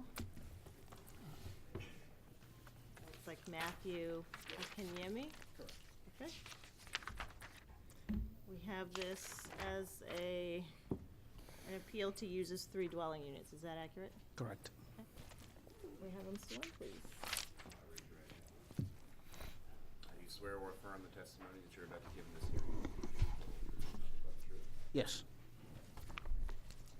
Are there any staff reports or Of course. is there a planning report? Thank you. Planning Department reviewed this application, noted that this property is zoned R4, which is a particular zone that does not permit multifamily dwellings. Therefore, the use is a non-conforming use at the present time. The question then becomes whether the use is being discontinued or abandoned. In this case, the zoning code, of course, requires that if the use had been discontinued for 12 consecutive months, the non-conforming use is not to be reestablished. And the department did not have information available to it concerning the length of time that the property is being vacant. The department therefore recommends disapproval of the application unless the applicant provides the board information showing that non-conforming use of the property as a multifamily dwelling has not been discontinued or abandoned. Thank you. All right. Can you tell us about your proposal, but I also want you to specifically address whether or not the requested use, the desired use, has been abandoned? Has it been discontinued for more than a year? Yeah, I'm not very sure about that, but I purchased the property December of 2017. Okay. So, and I checked the record when I called. They said it used to be 3 units, and it's actually structured 3 units. So it has its own separate socket breakers and stuff and kitchens. So Was it occupied when you purchased the property? no, And do you have any information as to how long it was vacant before you purchased? I'm not very sure about that. I'm not very sure about how long it's been vacant. And what's been the fate of the property since December of 2017? Yeah, I did the renovation. So I did renovation, took necessary permits and stuff. So because the property, first floor is like a single unit that you can enter in. Then the second side and the third unit, there's only one entrance that's go to it. And on the second unit, like I said, it has its own breaker, has its own kitchen. Then you can go upstairs also, which has its own breaker and or its own kitchen. So, my decision, I'm an investor, so, rent it out and stuff. So, and since it was originally 3 units, so I want to just retain the, the dwelling unit. Do you reside in the property? No. Is it But I occupied live presently? presently, no. Do we have any? Mr. Young? The city parcel sheet indicates, for vacant building notice, there's an N for no. But what came up from the zoning office indicates there was a vacant building notice issued over a year ago. I don't see any evidence of that VBN other than what came up from the zoning office, so I can't confirm that. But if the property was not currently being used as a multiple family dwelling unit and 12 months lapse between that time and when you filed the appeal, which would have been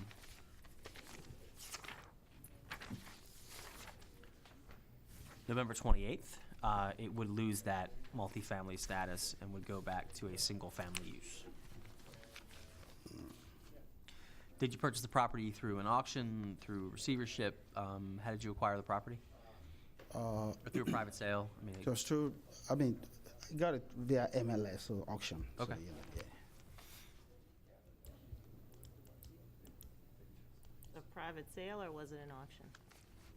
Private. Okay. Any questions?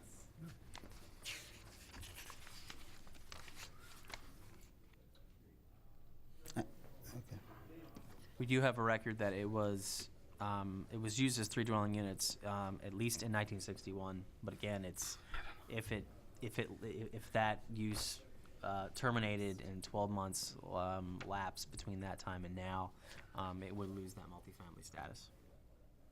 So the board would have to determine if there's enough evidence in front of it to conclude that discontinuance did not occur, or if there's a lack of evidence, it could certainly conclude that that discontinuance did occur.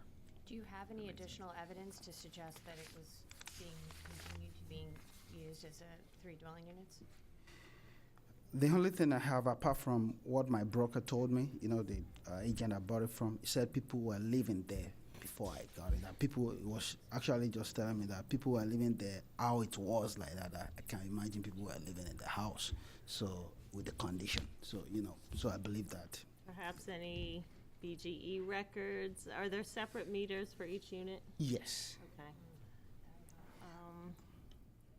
Would you want an opportunity to maybe do a little research to determine whether there's some kind of information that you can present to the board to make us comfortable that there was not a discontinuation of the 3 units? If you wanted some additional time to do that, we would certainly grant you the opportunity with a postponement. If you don't, then we're going to have to make a decision today based on the limited information that you have right now.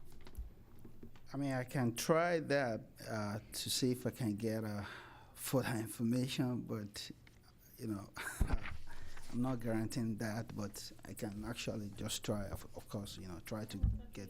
Would you like the opportunity to present? Yes, your research I would try that. report? Yes, I would try that. Yeah, I can give it So a. are you asking for postponement? So that Yes, you can please. do that? Yes, please. Then I have another question, so if I can, because I know that there are units, other units in the vicinity, also very close. I have a couple of addresses that are units, but you know, there are 2 units. Could the place be, since there are different entrances, you know, to the first unit and to the second unit and the third unit, could it be 2 units? That would be a question for the zoning administrator. Okay. So I would contact the zoning administration office. That's room 147 in the Benton building. 410-396-4126 is their phone number. So I would inquire of them with that specific property address. Okay, no problem. And with that, we are going to mark your case today as postponed. When you are ready to move forward, just get back in touch with the zoning office and they will reschedule you. Thank you. Thank you so Luck. much.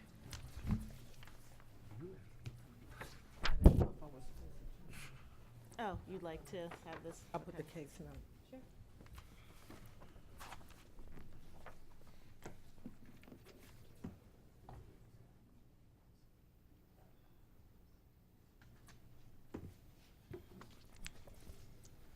The next calling, 2018-431, 2140 Druid Hill Avenue, Justin Williams.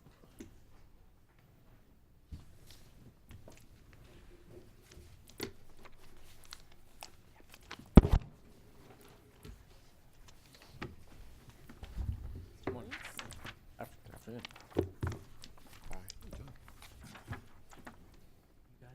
So we have this listed as an appeal to use as 4 dwelling units. Is that accurate? That's correct. For the record, Justin Williams from the law firm Rosemary Martin Greenberg. I'm joined by my client, Vernon Holmes Jr. Okay. And I presume that Mr. Holmes is going to testify, so if you would raise your right hand and be sworn. Let me swear or affirm the testimony that you're about to give in this hearing will be the truth, the whole truth, and nothing but the truth. I do, yes.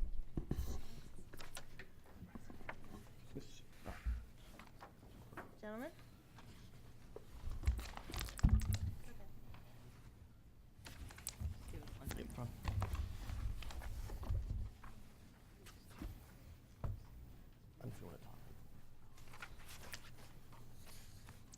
You need to be sworn. Raise your right hand.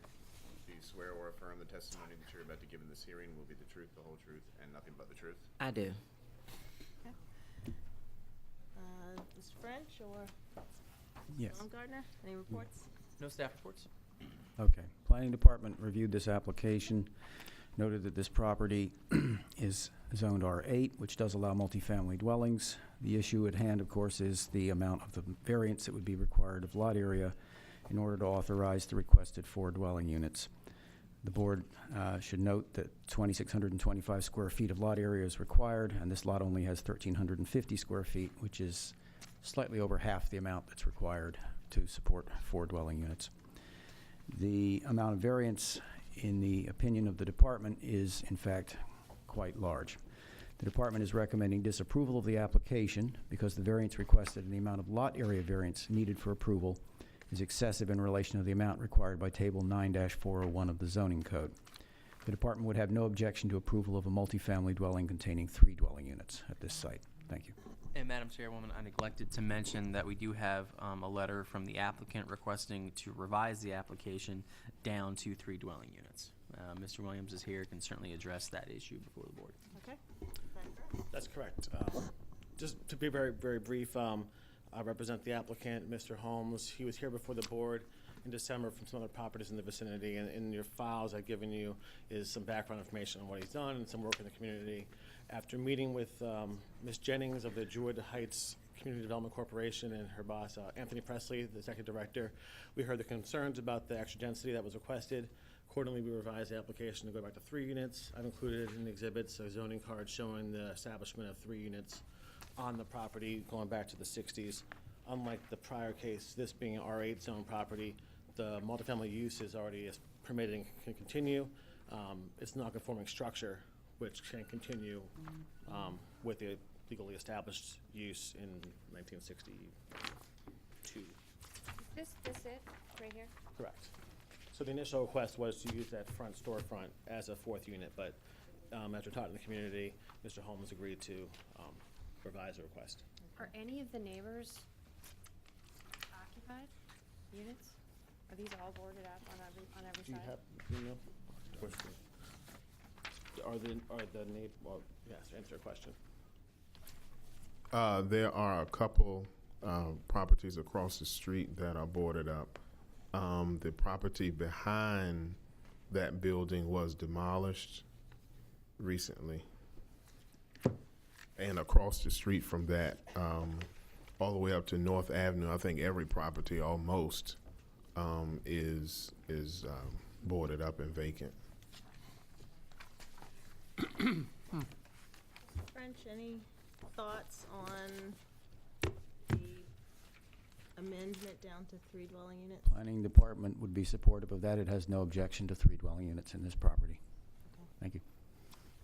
All right, Mr. Williams, you have the floor. I don't want to belabor the point any longer for the board. Can answer any questions you have. I provided the provision of the law and the zoning code that authorizes the board to permit the continuance of the non-conforming structure. Joan Dre Jennings with Druid Heights Community Development Corporation, and we do support. We're here to oppose, but happy that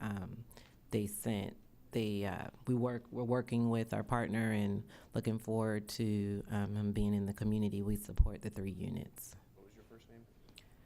Johndre, Joan Dre Jennings. With that, we'll submit. Thank you. Thank you. No? Okay, thank you. Thank you. Thank you.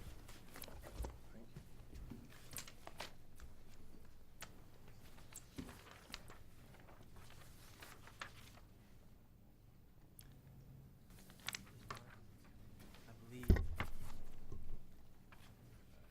Steve Dock is going to be requesting a postponement if you wanted to. Okay. Outside. Calling next 2018-437, 701 McCullough Street and 501 West Madison Street. Ms. Hertzmark? I saw you earlier. Oh, okay.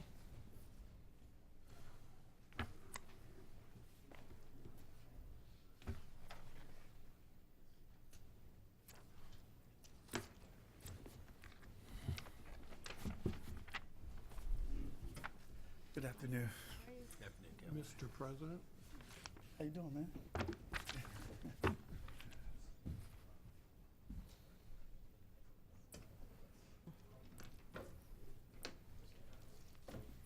Good afternoon.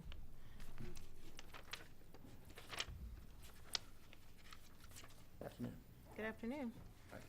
Jason Vittori with Smith, Gilding, and Schmidt on behalf of appellant. I understand that there is a request of the appellant. There is. We are going to request a postponement, and we're trying to nail down the dates in February for BMZA to meet. I believe it's the 12th. Is that correct? That is correct. And is there, we would like it to be on the 12th, but we understand there's a community association meeting on the 12th.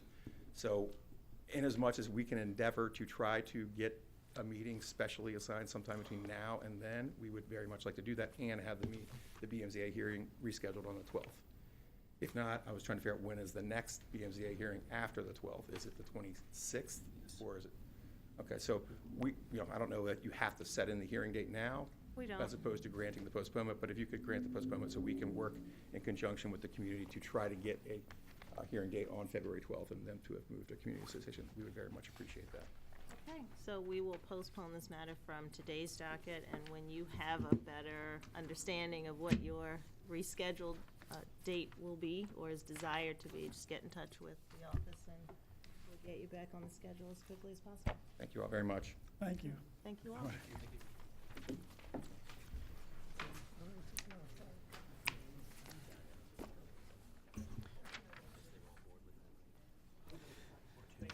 They must think you're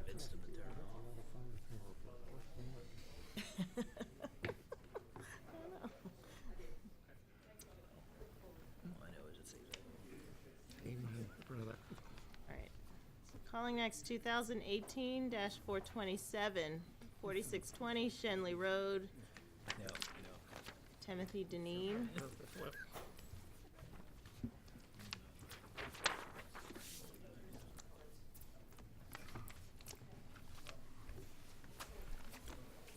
I even have that one?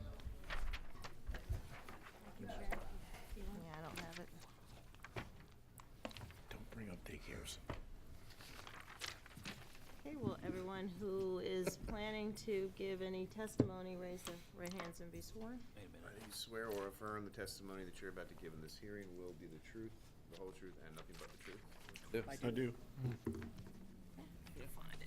And can you state your name for the record? I'm Mr. Clifton Addison. I'm here to represent Mr. Deneen. Mr. Addison? Yes.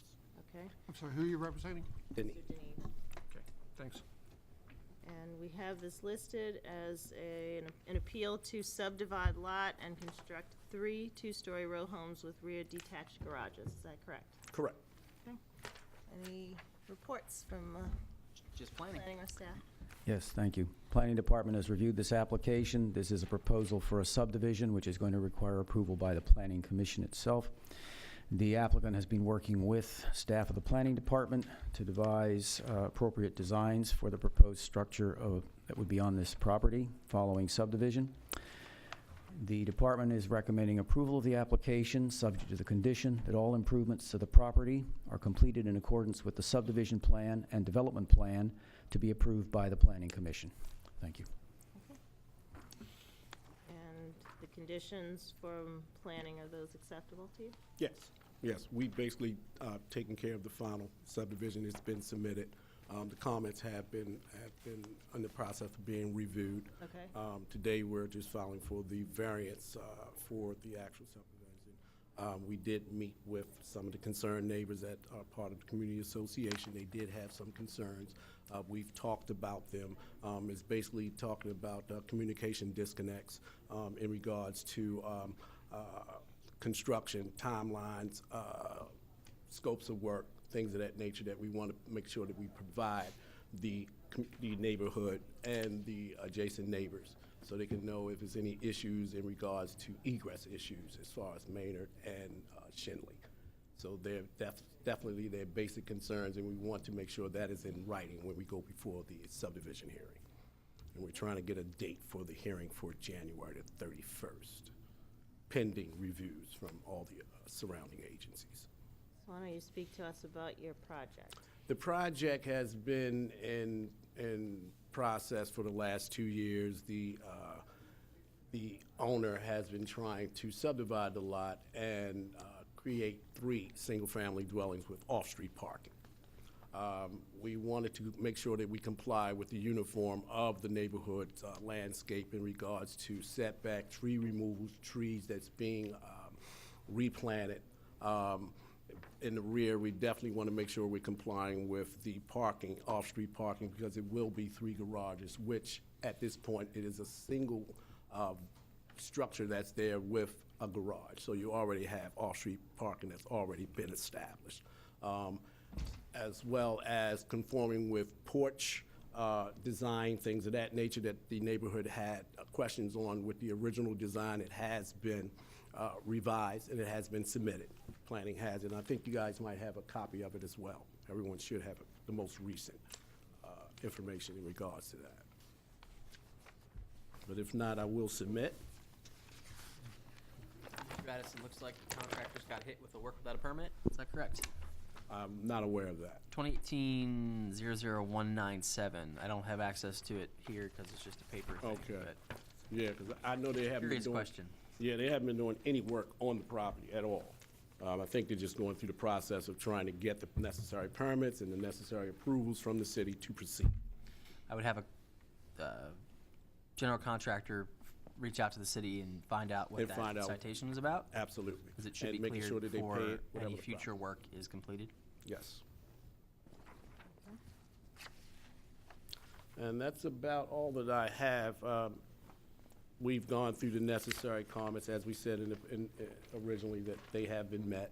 At this point, we're definitely just dealing with a variance, and that's for front and rear setbacks. And I think it's basically the middle lot that's in question. And why do you need the setbacks?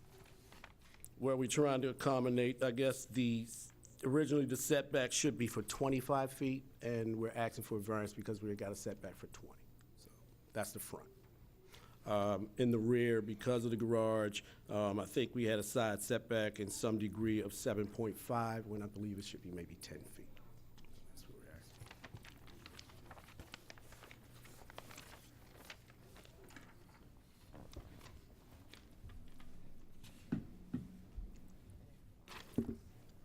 And Mr. Addison, are other properties on this block located within that front yard setback? Yes, everything will be uniform.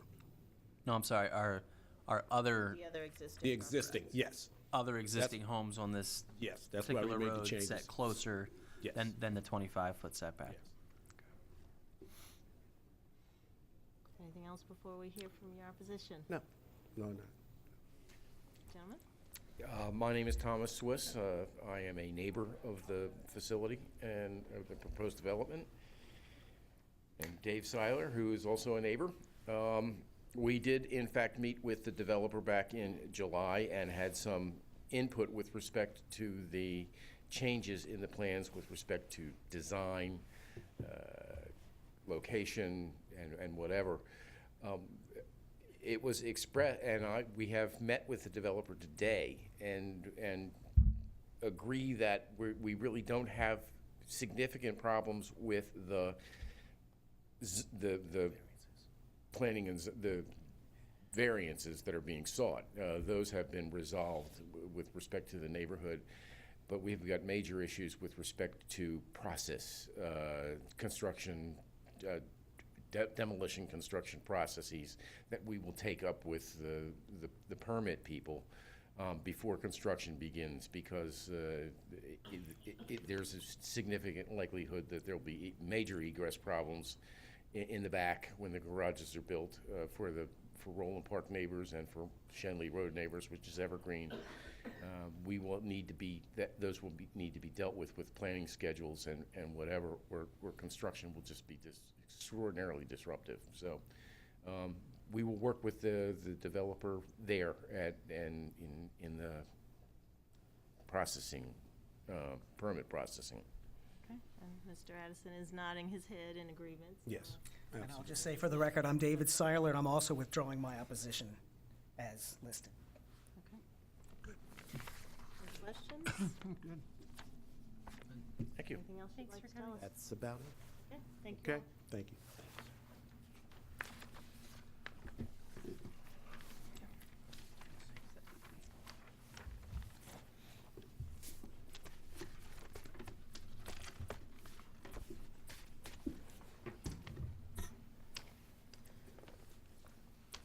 Let's make sure I've got them all before we go to the lengthy one. Need a break?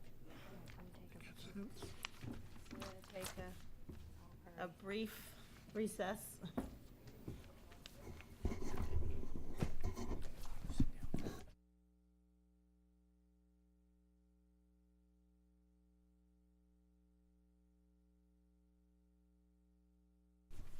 (2018-430), 1202 through 1212 South Caton Avenue, 3307 Benson Avenue, 3309 Benson Avenue, and 12,001 through 13,009 Bloomfield Avenue. Caroline Hecker as the appellant.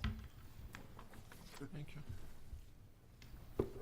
We have this listed as an appeal to raise existing structure and consolidate lots to construct a gasoline station with 6,649 square feet Thank or you. square foot convenience store, freestanding car wash, and freestanding identification sign. Is that correct? That is correct. If everyone who intends on testifying could please come up to the dais and raise your right hand so that you could be sworn. Raise your right hands, please. Do you swear or affirm the testimony that you're about to give in this hearing will be the truth, the whole truth, and nothing but the truth? Okay. start with planning and zoning board staff reports. We have multiple letters from the community as well as community organizations. I'm going to very briefly go through each and kind of hit the highlights. We have a letter from Friends of Violettville Park, Gregor Stream Watershed Management Group. They say that the southern portion of the property is constantly flooded. This flooding is due to the flow of groundwater and accumulation of surface water. This is separate from the mandated stormwater mitigation installations and will not be addressed by the bioretention installations.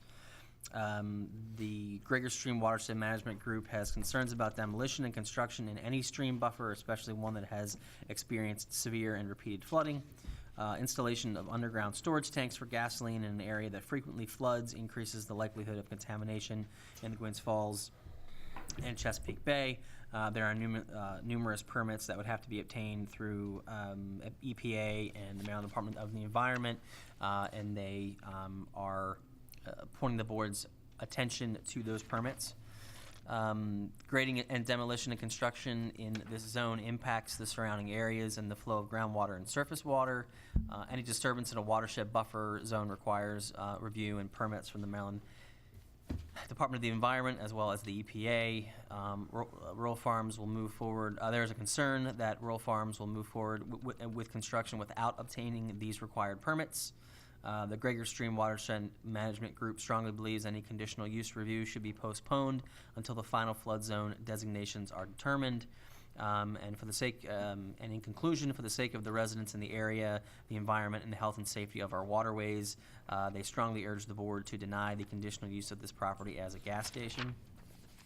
Next letter we have is from Ms. Parker from the 40th District Baltimore City State Central Committee. I presume that's the Democratic State Central Committee. This letter states that the existing intersection is unreasonably congested. Traffic attempting to enter and exit this property via Benson will cause additional delay, congestion, and safety hazards.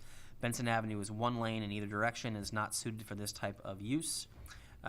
This would also impact the response time of emergency medical transport from nearby St. Agnes Hospital. Rural Farms does not provide nutritional food value to our community. It would also increase the potential for increased vagrancy and illegal solicitation. We have a letter from the Edgewood Neighborhood Improvement Association echoing the concerns of Ms. Parker.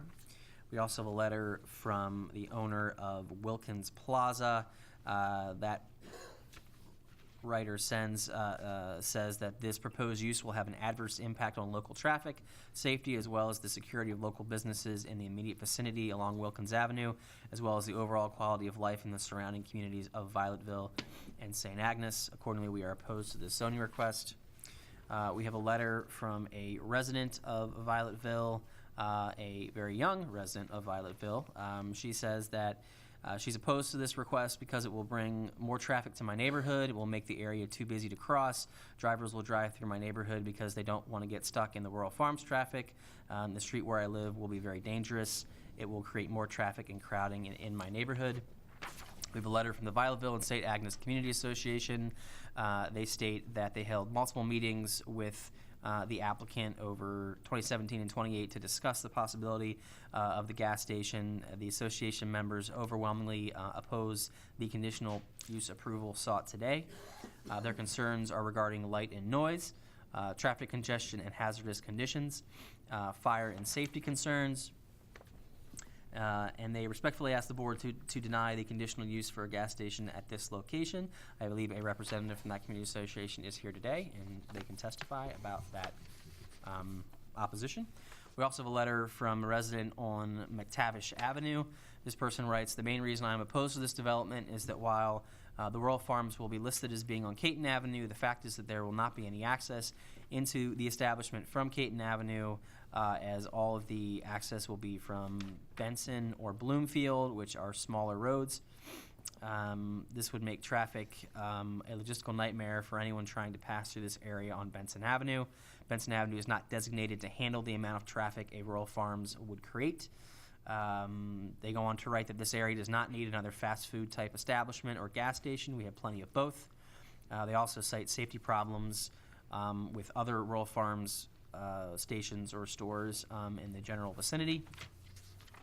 Next to last, we have a letter from a resident on Benson Avenue. They have serious concerns as to the entrances and exits into the proposed rural farms. They cite security as another concern and are questioning if a new traffic light would be added to that intersection or a nearby intersection. And lastly, we have a resident on Frederick Avenue. They request the denial of this application. They say that within a 5-mile radius, there are already 12 rural farm stores. Within a half-mile radius, there are more than 24 other unhealthy fast food outlets and cigarette vendors. They go on to say that there is an issue with panhandlers at the intersection Caton Avenue with Wilkins, and that the rural farm store would exacerbate that problem. They also cite land crowding in Violetville to be a problem. They further state that getting emergency vehicles onto or off of Benson from Caton Avenue is a serious problem. They do not want drivers going through nearby neighborhood streets, many of which are only one way. That would endanger small children walking to school or playing in the streets.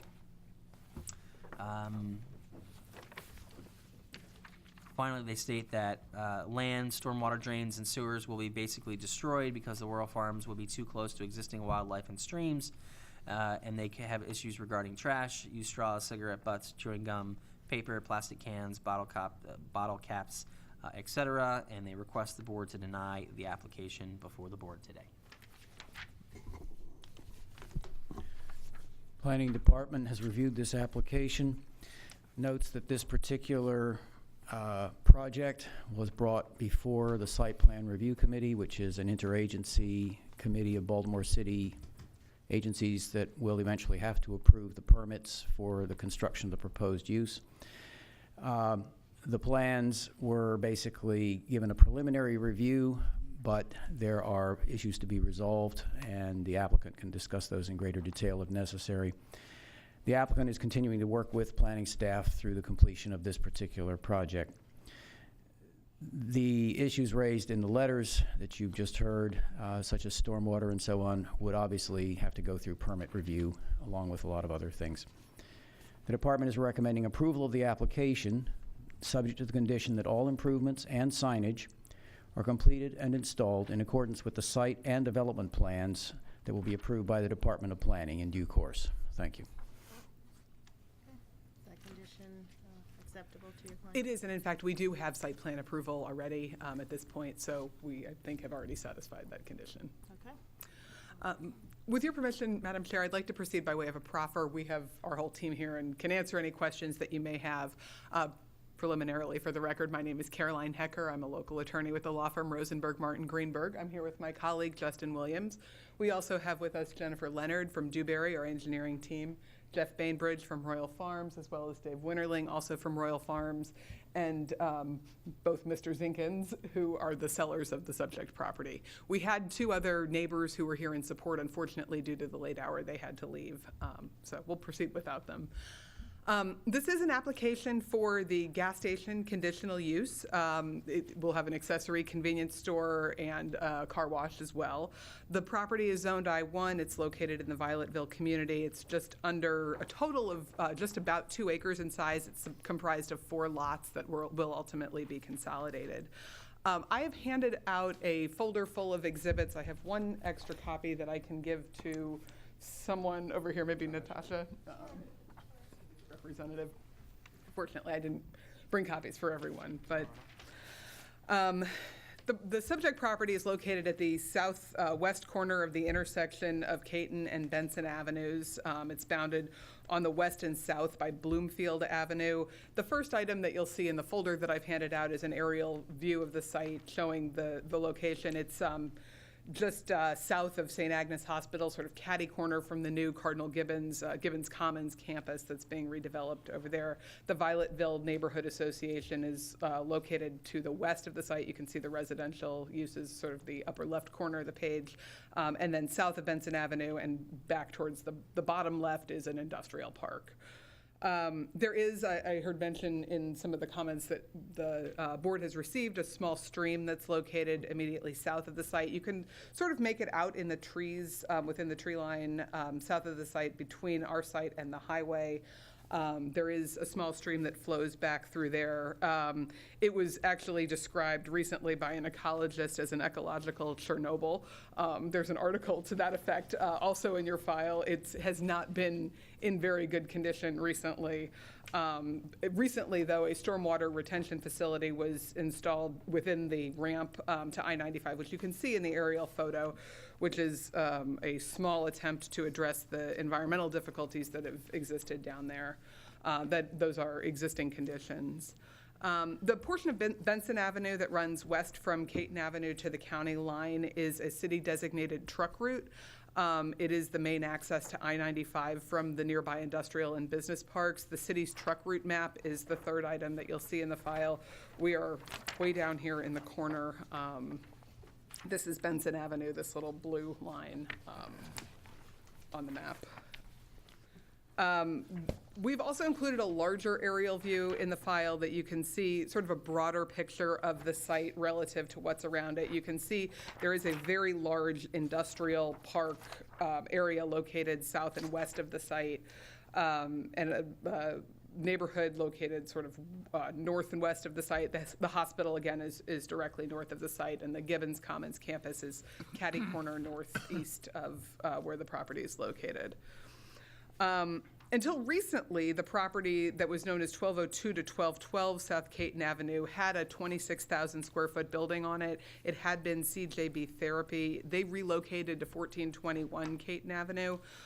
Two Farms acquired that property in December of 2017, and there is a photo in the file showing the prior condition of the property. Two Farms demolished the existing building in response to complaints from the neighbors about vagrancy and homelessness and loitering and littering and garbage and dumping and all of that stuff. And now there's a second photo that you can see. The site has been cleared. It was cleared this summer. And although there are still some dumping issues occurring, you can even see in this photo there's some garbage on the site. It is in a much better condition than it had been. It's certainly not creating the same type of haven for homelessness or drug dealing, which had been occurring previously. In addition, this building and the other buildings on the property were all constructed prior to the enactment of the city's stormwater management regulations. The site is almost entirely impervious currently. It does not provide any type of stormwater management or treatment. So, the redevelopment of this site, I'll get into that in a little bit more, will allow for the treatment of stormwater and the stormwater management facilities to be installed on the site.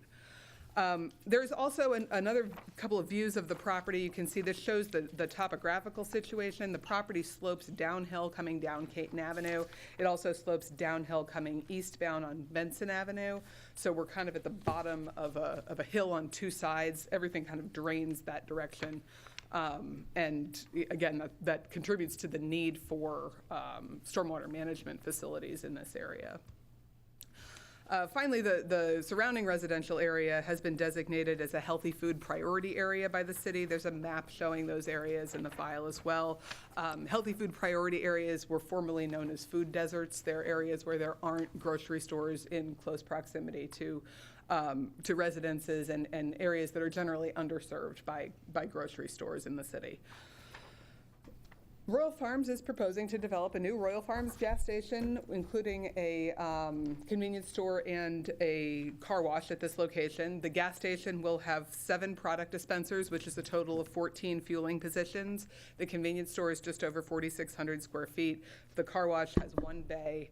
And there are 39 off-street parking spaces proposed. There's a site plan in your file showing the layout, as well as a rendered site plan, which is a little bit easier to see how things lay out. As I mentioned, we do have site plan review committee approval for the project. So all of the city agencies that are designated with reviewing the proposed redevelopment, including the fire department, have reviewed it already and granted their approval. The elevations for the proposed convenience store are also enclosed in the file for your reference. They show the design of the store and how that would lay out. Our site plan was prepared by Ms. Leonard, who is under her direction. She's here today. Her resume CV is in the file as well. She could testify as an expert in site design. If you'd like to hear from her, we're happy to have her testify. We are not requesting any bulk or yard variances. The site complies with all of the bulk requirements of the city zoning code. The only approval we need for the gas station is the conditional use approval. We comply with the parking requirements. There are 11 parking spaces required. We're providing 39 parking spaces, 2 of which are handicap accessible. Our canopy and the store, the gas canopy and the store, are set further back from both street sides than are required in order to provide additional landscaping and greenery around the edges in order to provide the required stormwater management. You can see that pretty clearly on the rendered site plan. There's a lot more green on the site than there certainly is today, which, today it's almost entirely impervious. In addition, we're improving Bloomfield Avenue, which is the west and south sides of the site. We are bounded on all 4 sides by streets. Right now, there's really nothing in terms of landscaping along the Bloomfield Avenue edges, so we're going to be improving that significantly as well. The car wash is a single-lane self-service facility. It utilizes environmentally safe chemicals and soaps, and 80% of the water that's utilized is reclaimed for reuse. And this is much, much more environmentally friendly than washing your car in your driveway, where it's all going straight down the street into the storm drain. Mr. Zinkhand, who is present here today, is the seller of the property. His family has owned the electrician's shop located at 3309 Benson Avenue for decades. He has circulated a petition in support of the Royal Farms project to business owners and residents of the surrounding community. That is included in your file. There are many, many signatures in here of folks who live and work in the area who support the establishment of the Royal Farms at this location. We've also done an extreme amount of more community outreach than we've done in many other cases with the Violetville Community Association. Over the last year and a little bit, Royal Farms acquired the one property in December of 2017. And started meeting with the community immediately to address the vacant building that was located at 1202 South Caton Avenue. We've remained in contact with them since then. We've participated in the Violetville Halloween Festival and donated Royal Farms candy bars to their fundraiser. We have met with them most recently in December and again in January to discuss the specific details of this project and listen to their concerns. I'd like to go through some of the concerns that we've heard, and I'm sure we'll hear more about them today, and I'll respond to them as well. But to give you a little bit of a preview, the big thing we've heard about is traffic, and I think that we heard clearly in some of the letters. Gas stations are not traffic generators. They are designed to pick up traffic that's already on the road, people who are already going from one place to another. So Royal Farms is not expected to create traffic at this location. It's expected to take advantage of folks who are already on their way to and from the highway, between the hospital, between the industrial park that's located south and west of the site, and also with the community association that's located close by as well. One of the things that we heard from the community was they asked whether we could get a right-in, right-out on Caton Avenue to avoid having to come down Benson to get into the site. The Department of Transportation has told us no due to the proximity to the I-95 ramp. They want us to stay off of Caton Avenue. They are happy with the location of the entrances on Benson Avenue and Bloomfield Avenue. And again, DOT has reviewed this plan in connection with through the Site Plan Review Committee, and they have approved it. Another concern that was raised regarding traffic is that the peak hour queuing of eastbound motorists on Benson Avenue heading towards Caton Avenue at the traffic light will make it difficult for folks who are coming in, and I guess, maybe we can turn in. Yeah, there we go. So that folks who are going this way on Benson Avenue would perhaps block folks who are coming in, making the turn at this traffic light, and would not be able to get in here. I would note that they could come down a little bit further and come in on Bloomfield Avenue. We don't think this is going to be as difficult as some folks have expressed in the community. There are multiple access points. In fact, there are 2 entrances in and out on Bloomfield in addition to the one on Benson Avenue. And again, we were not able to put a right-in, right-out on Caton Avenue as much as we would love to have that due to the proximity to the I-95 access ramp, which is just right down here. let's see, one of the other things that we heard a lot about, and again was reiterated in some of the letters you heard earlier, is security. And the site has been troubled for a long time. The vacant building had, as I said, become a haven for homeless people. There was a lot of drug dealing, loitering, folks sort of squatting, living back there. And it had really been a bad situation for the neighbors. And Royal Farms went out of its way to have that building demolished prior to moving forward with this project, to clear the site, eliminate that. This is an area where there do seem to be a large number of individuals who are soliciting contributions or what have you at the intersections, walking up and down, and there's been some intrusion of them into the neighborhood. Having an activated site here will likely work wonders to cure that. Busy stores aren't generally robbed. If you have a site that's lit up, you have people coming and going, you have the 24-hour use at the hospital just down the street, this provides a service that's an amenity to the folks who live and work in the area. It's likely to be a very busy location where people are not likely to, the criminal element is not likely to have much incentive to try to persist at this location. Mr. Winterling is the Director of Loss Prevention and Risk Management at Royal Farms. He's here and can testify more about security if necessary. We have prepared an exhibit in the file, which is an overview of the security measures that Royal Farms employs that's included in your file. They have about 30 cameras in their stores, interior and exterior. They can be accessed remotely by both Royal Farms and by the local police. Their staff are trained in security and safety, and they have monthly meetings to keep the staff up to date on what's going on from a security perspective. And finally, the other big thing we heard in the community meetings was about healthy food and healthy food alternatives. And really, that's about individuals making responsible choices. Yes, Royal Farms sells great fried chicken. It's famous for its fried chicken. But they also have what's called a good-to-go case. They have wraps and salads and fruits and vegetables. They have healthy options for people who want that. They also offer fried chicken, but it's up to the individual to make the right choice for them. And, right now there are no similar establishments in the immediate vicinity. As I said, this is a healthy food priority area where there aren't grocery stores on every corner. Having these healthy options available to residents of the community, I think, will be an amenity to them and serve a need that's clearly something where they are currently underserved. Let's see. Moving on to the specific relief that we're requesting, we are requesting conditional use approval for the gas station. And then with regard to the signage, we are requesting one signage variance, and then two things we want to just clarify because they're not really addressed in the signage code. Just to be clear, the City Council just recently enacted a new signage code, which went into effect on Friday of last week. We filed this application earlier, so it'll come under the old regulations. So we will need a variance to allow the freestanding signs. We're proposing signs that are 27 feet tall in lieu of the 25 feet tall that's permitted. They're 50 square feet in area, which is permitted. So it really is just a 2-foot height variance. And as I showed you the topographical views, we're at the bottom of a hill on both sides, and having a little bit more height makes the sign more visible to motorists. In addition, they're not addressed in the signage code, but we are proposing to have 3 4-foot 2-inch tall directional signs. These will direct traffic in and around the site, point you towards where you're trying to go. And in addition, the sign on the canopy isn't covered in the current zoning regulations. It's not clear whether it's intended to be an awning type sign, but we're proposing for the signage on the gas canopy to cover 45.1% of the canopy face.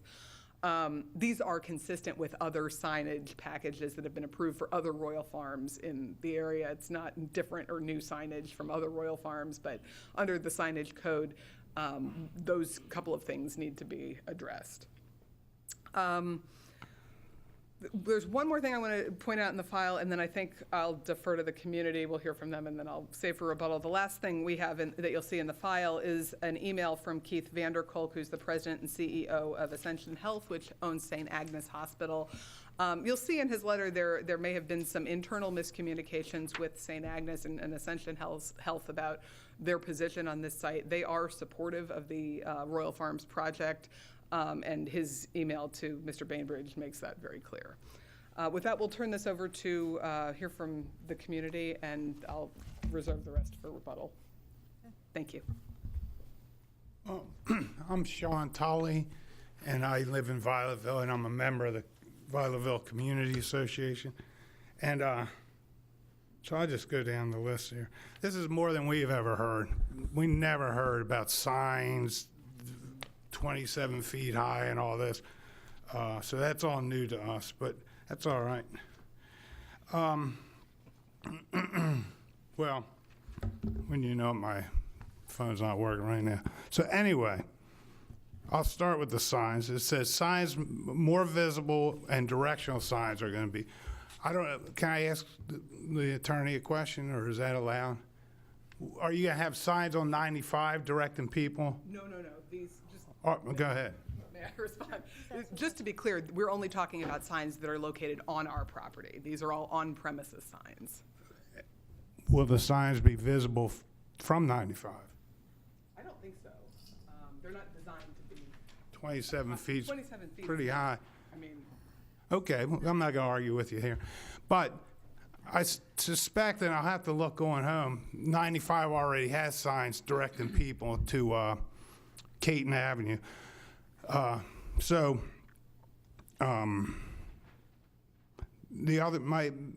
other issue I had is in the one photo that the attorney showed you of the property after the building was torn down, and she said there's still trash on there, and that's part of the problem. There's still trash there, and there's going to be, it's a problem corner.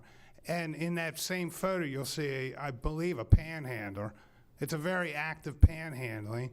And then the attorney said, well, active stores don't attract crime. I wonder, why are banks robbed? They're pretty active.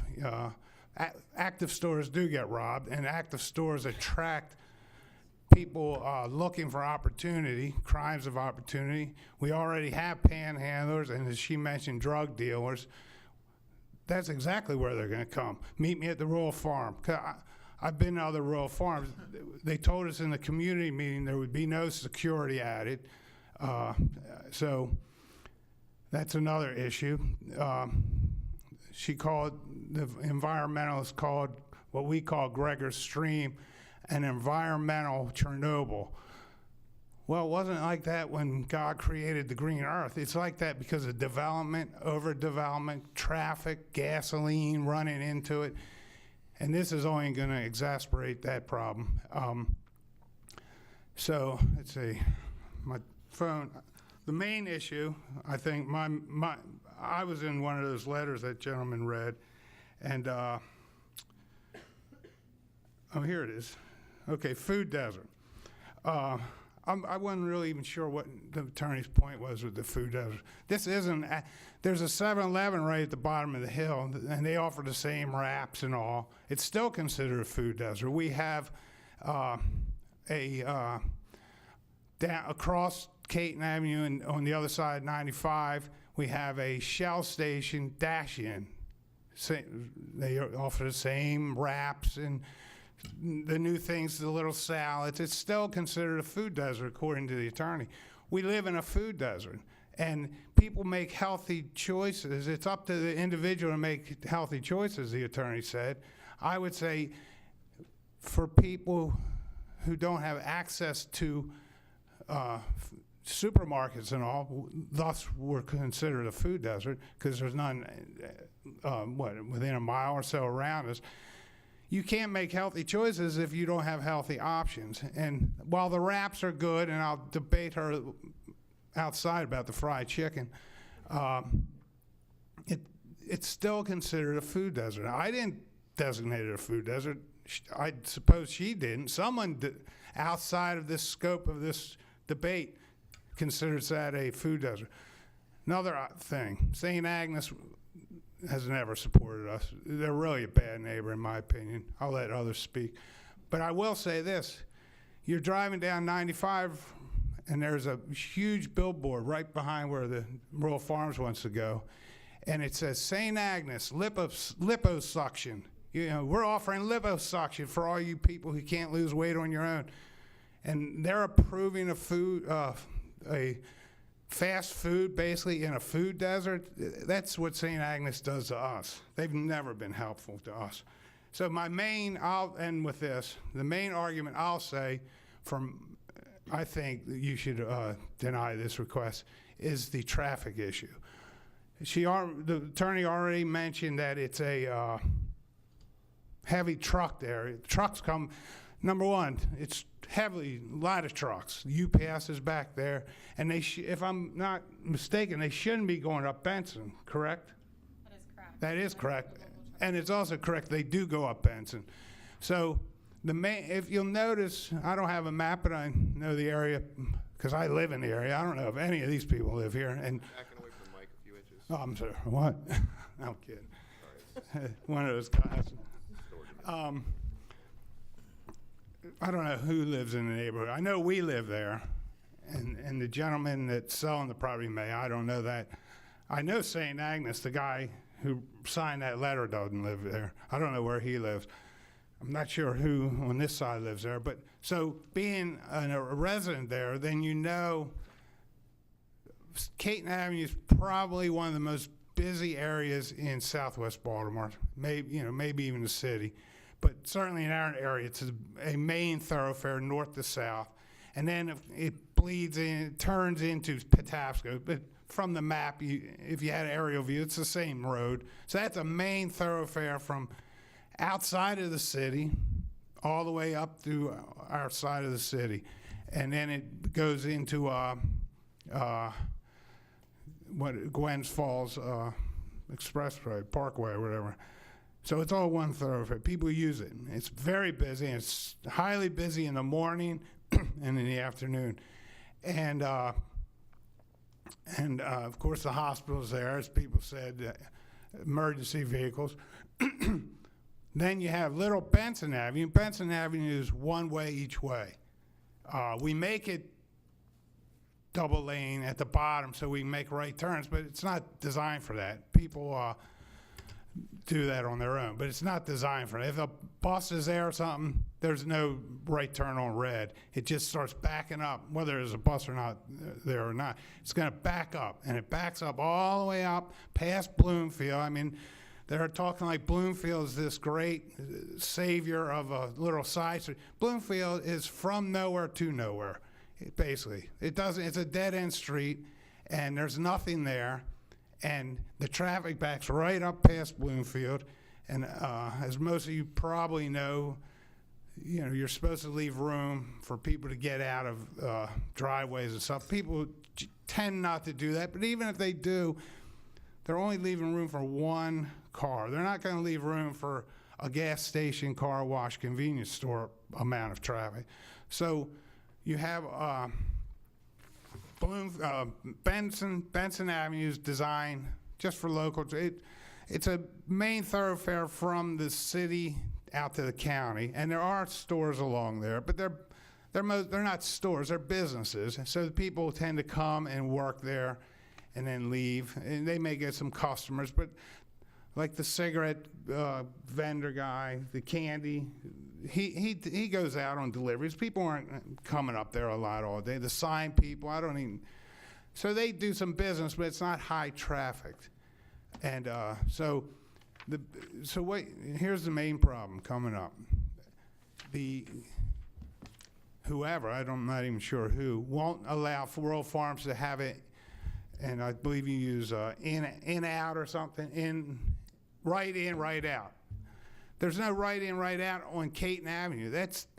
And as the attorney said, Royal Farms isn't going to generate new traffic. It's going to be coming from the traffic already on these roads. Well, a huge majority of the traffic's on Caton Avenue.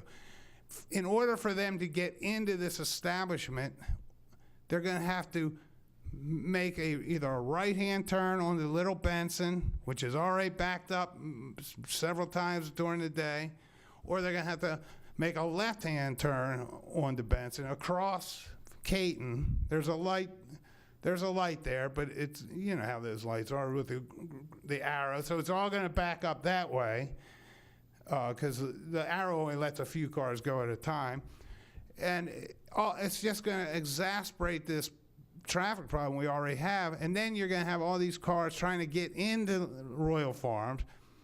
I mean, they're not building this place to not do business. They want business, and they want, even if it's business from traffic already there,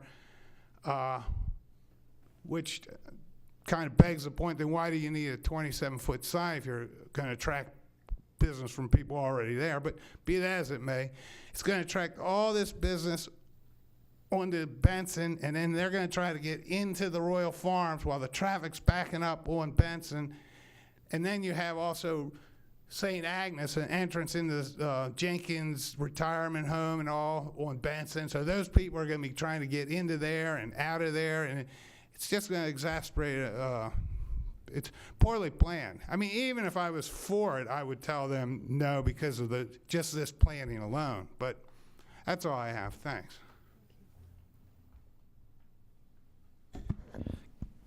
Good afternoon, board. My name is Jay Keithline, and I actually am a active.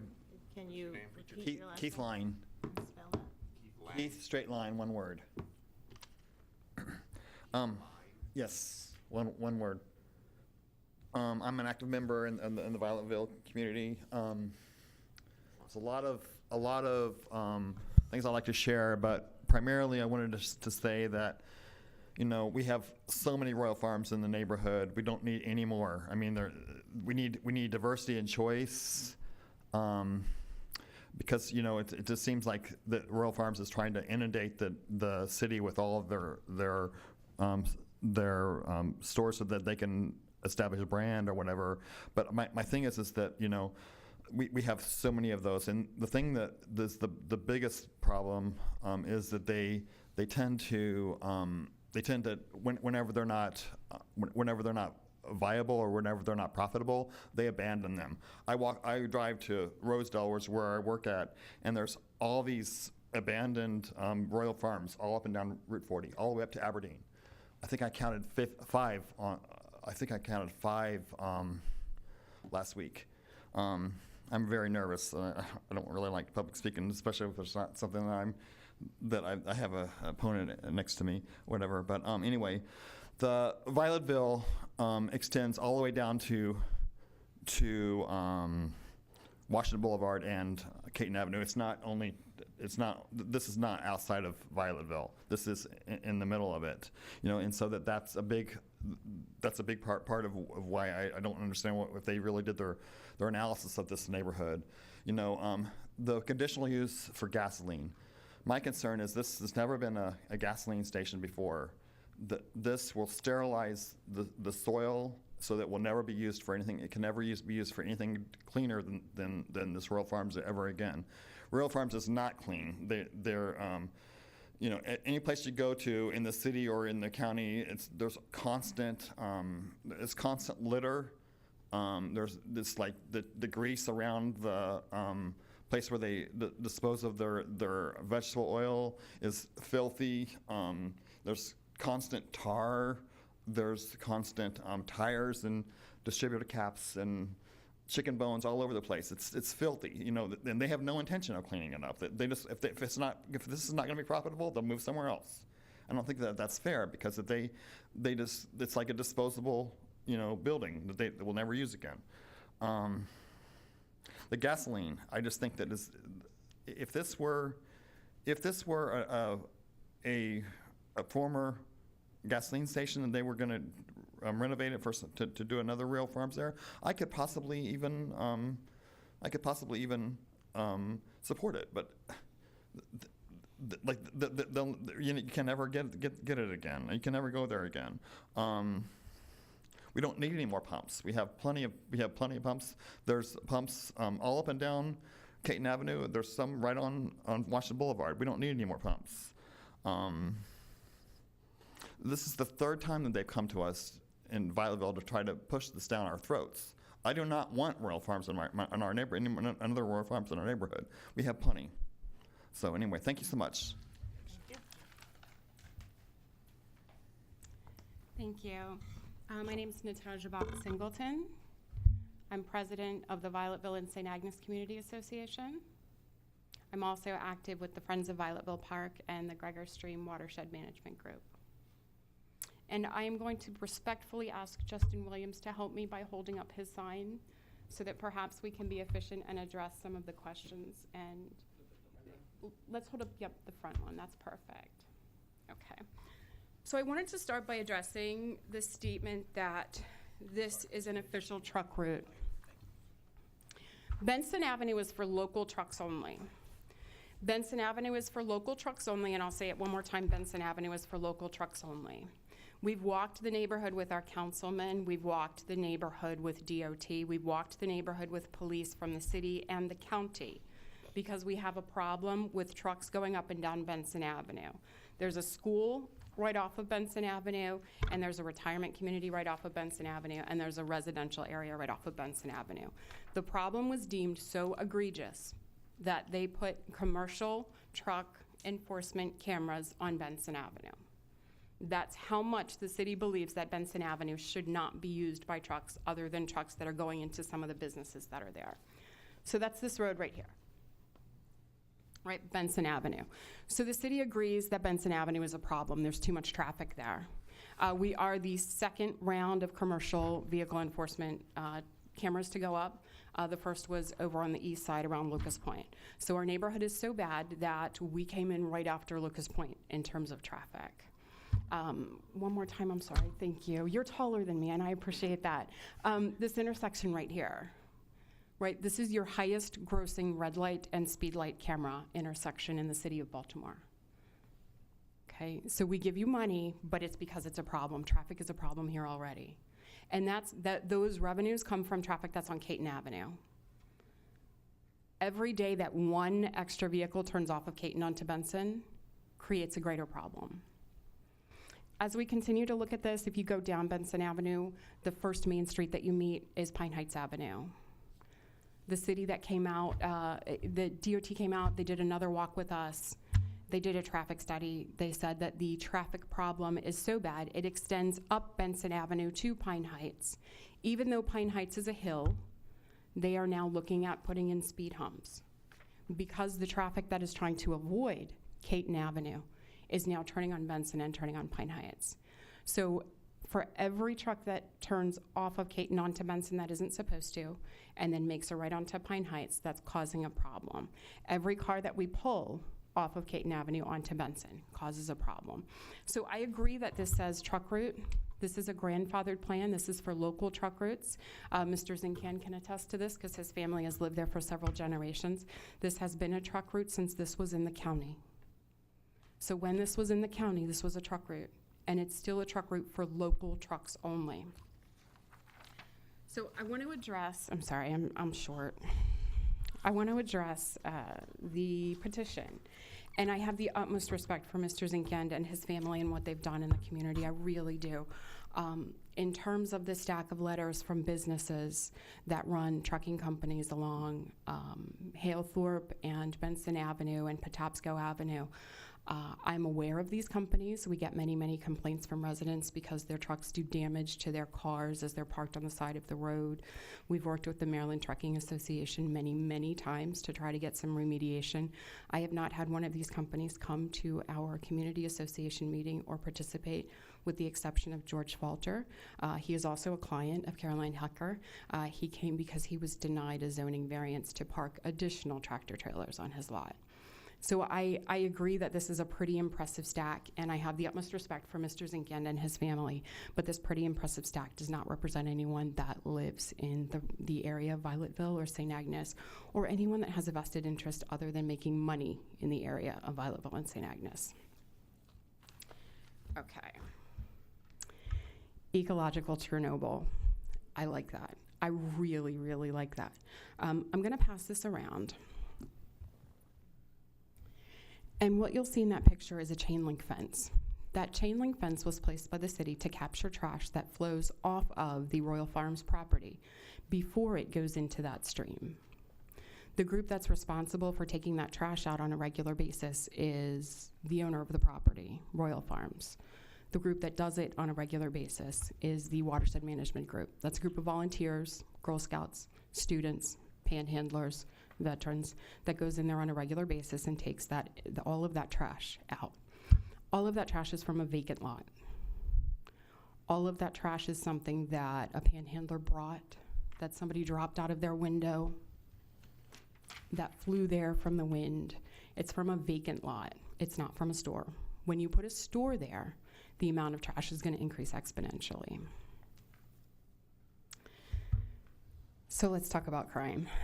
We did ask Royal Farms to address the crime issue because the building was open, and we had to deal with the police many times because of the drug dealing and the prostitution. Without the appropriate permits, without rat mitigation, they demolished the building and they left it without security. So now we have to deal with DPW to deal with the rats that came into our community, and we're dealing with the DEA because instead of having small-time people selling marijuana, we have large-scale drug dealers that now use that lot. So if you'd like to reach out to the DEA and the adjacent bus stop, which is monitored by the Maryland Department of Transportation Police, I would encourage you to do so. The crime has increased. I would encourage you to look at the crime numbers on that corner since the building was taken down. We did ask them to address security. We did not ask them to raise the building and then leave it alone. In terms of traffic, I'm going to call on you one more time. I'm so sorry. Actually, I'm honestly not sure I can promise that this is the last time. So this is Benson Avenue. This is where they want to put this entrance. And I agree. You can come into the Royal Farm store here, right?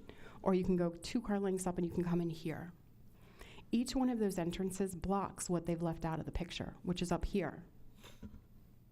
This little road right here gives access to over 400 residents of the Jenkins community, which is a senior living community. It's an assisted living facility, it's a rehab facility, and it's an able-bodied senior living facility.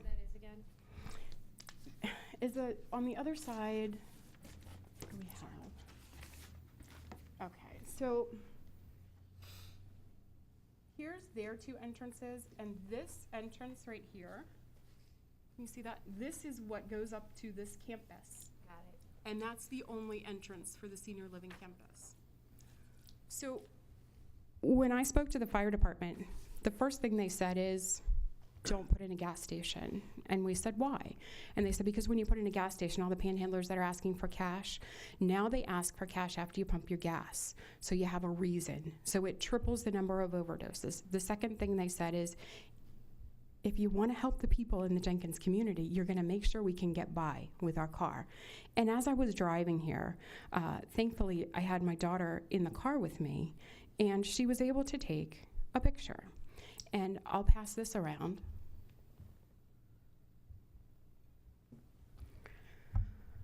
Over 400 times a year, 911 is called to the 3300 block of Benson Avenue. The 3300 block of Benson Avenue has over 400 residents of Baltimore City that rely upon emergency services to keep them safe. They are some of our most vulnerable residents. The 24-hour nature of a gas station is going to cause congestion at that intersection that will impact those residents, and it will slow emergency services. As you can see in that picture, that ambulance does not have any extra room. Now, I was several car lengths back, so there's no oncoming traffic. I'm sorry, is that on Benson Avenue coming forward? That is on Benson Avenue. He's coming away from Caton. I'm going towards Caton. Okay. So imagine if there were a gas station there, and there were people trying to turn left in front of that ambulance. And that, am I correct, there's no shoulder by which anyone can go around? There is no shoulder by which anyone can go around. As a former paramedic, when I hear sirens, when I see flashing lights, I stop. I block the road. I make sure no one can go around me. But imagine if the person that was on the oncoming side did not do that. If they kept going, or if they didn't give enough room for that ambulance to pass. It's tough to get by there with just 2 cars. When one of them's a bus, you can't make it. You have to pull over onto the sidewalk. So if we're increasing the traffic, if we're taking some of the traffic from your highest revenuing traffic camera area, and we're diverting it onto Benson Avenue, we're impacting the lives of those 400 residents up in that Jenkins community. And then one block up, you have 408 students in the Violetville Elementary and Middle School. 408 students that also rely upon the police to come and get them when they fall off the swings, when they cut their head open in gym, when they have a bad reaction to peanut butter in the cafeteria. So we understand that we love Royal Farms chicken. We do. I understand that we want to make sure that we're not displacing anyone unfairly who has worked for a long time to own their land, and they want to sell it at a decent price. I understand that. But we have to make sure that we are taking into account the safety of our residents. And then we have to make sure that we're taking into account the safety of our first responders.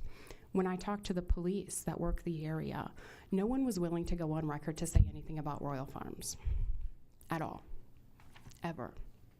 However, they said pull the numbers, and I did. And Royal Farms, out of all of the convenience stores in Baltimore City, has the highest number of armed robberies, the highest number of aggravated assaults, the highest number of murders. If you take a look at the Royal Farms in the 2200 block of Patapsco Avenue, there was a murder. It was caught in an area that should have been on camera, but the police have no suspects yet. If you look at the Royal Farms that's on Washington Boulevard in Morrill Park, there was a stabbing. It was in the parking lot of the Royal Farms between the store doors and the gas station pumps, which should have been on camera. There's no suspect. In our area, there was a murder in that cul-de-sac. Because of the diligence of Mr. Zinkand and the other businesses and the other residents in that area, that murderer was caught within less than 24 hours. On the current Royal Farm site, there's been an attempted rape. There have been several aggravated assaults. And there have been over 400 calls for general services. At this point in time, we have asked Royal Farms for 2 years to provide access to their security expert for the community to ask questions, and they have not done so. So when you grant access to land as conditional use for a gas station, you're opening the door to allow a 24-hour business there. You're allowing that business not only to sink gas tanks into the ground, which, given that they're not cleaning up the ground that they own now, and they've already done work without a permit, and they already have a stop work order, I'm a little hesitant to think that they're going to follow the rules with that. But you're also allowing them to access that land 24 hours a day, build a store that's going to draw people in, build a store that's going to draw traffic in, and not have accountability for it. When I came here today, I wasn't sure how many people were going to be here, because there's this environment in Baltimore City that if you really speak up for what's right, and if you speak up for the safety and the security of those around you, and if you speak up for your community, you're going to wind up getting penalized. So we had lots of letters. And while I was sitting here, my phone was going off with people saying, can you stand up and read this for me? Could you just say this one thing for me? I don't want to come down there, but I want to make sure my point gets across. And all of those points were the same thing. We work with all of our businesses. A lot of the people here own businesses. A lot of the people here own businesses that when they first came to you, we said, can we meet first and talk about it? Because I don't like the way you're doing that.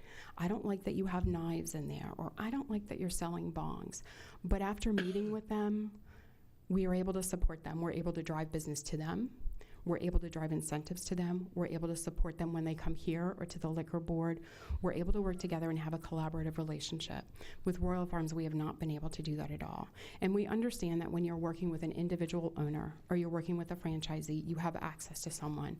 When you're working with a large corporation, they can say things like, we participated. And we can look around and go, wait a minute, does anybody remember Royal Farms being there at the Halloween thing? And we can all go, nope, nope. And we can look through the pictures and say, no, I don't think we did. And I can go back through and I can say, yeah, I asked Shelby if they could have a worker come out and hand out candy because all the other businesses are handing out candy in the trick-or-treat lane. And she said, no, but I'll give you some chocolate. And by the way, it's all coffee flavored. So do you want to hand out chocolate that's coffee flavored to the 2-year-olds? No, we don't. I get it. I get it. We want to have businesses in the community. We want to have businesses in the city that are pouring money into the city. And Royal Farms is one of those businesses. But this particular place, like people have said time and time again, we can put something else there. We can work with Royal Farms. We can put a medium-sized market there. We can have them lease the land. We're willing to work with them. Because Caroline's here and she really wants to push this, because I'm sure, you know, that's part of what she does. That's her job. Her job is to make it look like this is good for the community. We want to make sure that we're also making sure that our residents and our own businesses get what they need. And under your purview is making sure that they get the safety, the access to emergency services, the access to nature that they deserve. So with that, as the president of the Violetville and St. Agnes Community Association, I want to thank you very much for your time. And I'll step back and let Caroline rebut. Thank you.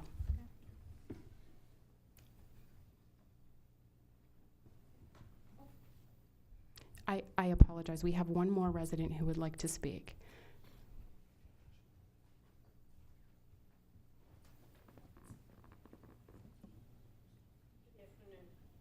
Good afternoon. Were you sworn earlier? Okay. From the back as I came in.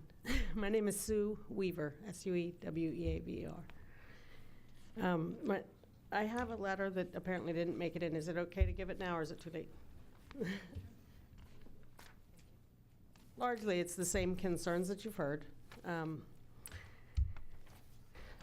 I am concerned about the environment, and we do need gas stations. We travel a good bit. I love when there's a gas station right off of the interchange. I love that. I'm sorry. It is a really hard place to get from the interstate over to Benson. You have to cross 3 lanes of traffic in not very many, like, I don't know how many yards, 300 yards maybe?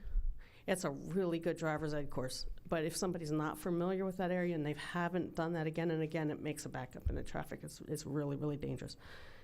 I'm concerned about relationships. We want to work with the residents and the businesses in our community. And so it feels a little bit like we're, sweeping water uphill here. It seems like a done deed that Royal Farms will come in, and we want to work with them well. And so I would encourage, as they are, if they will be part of the community, that we will have cooperative relationships that is good back and forth. Thank you. Thank you.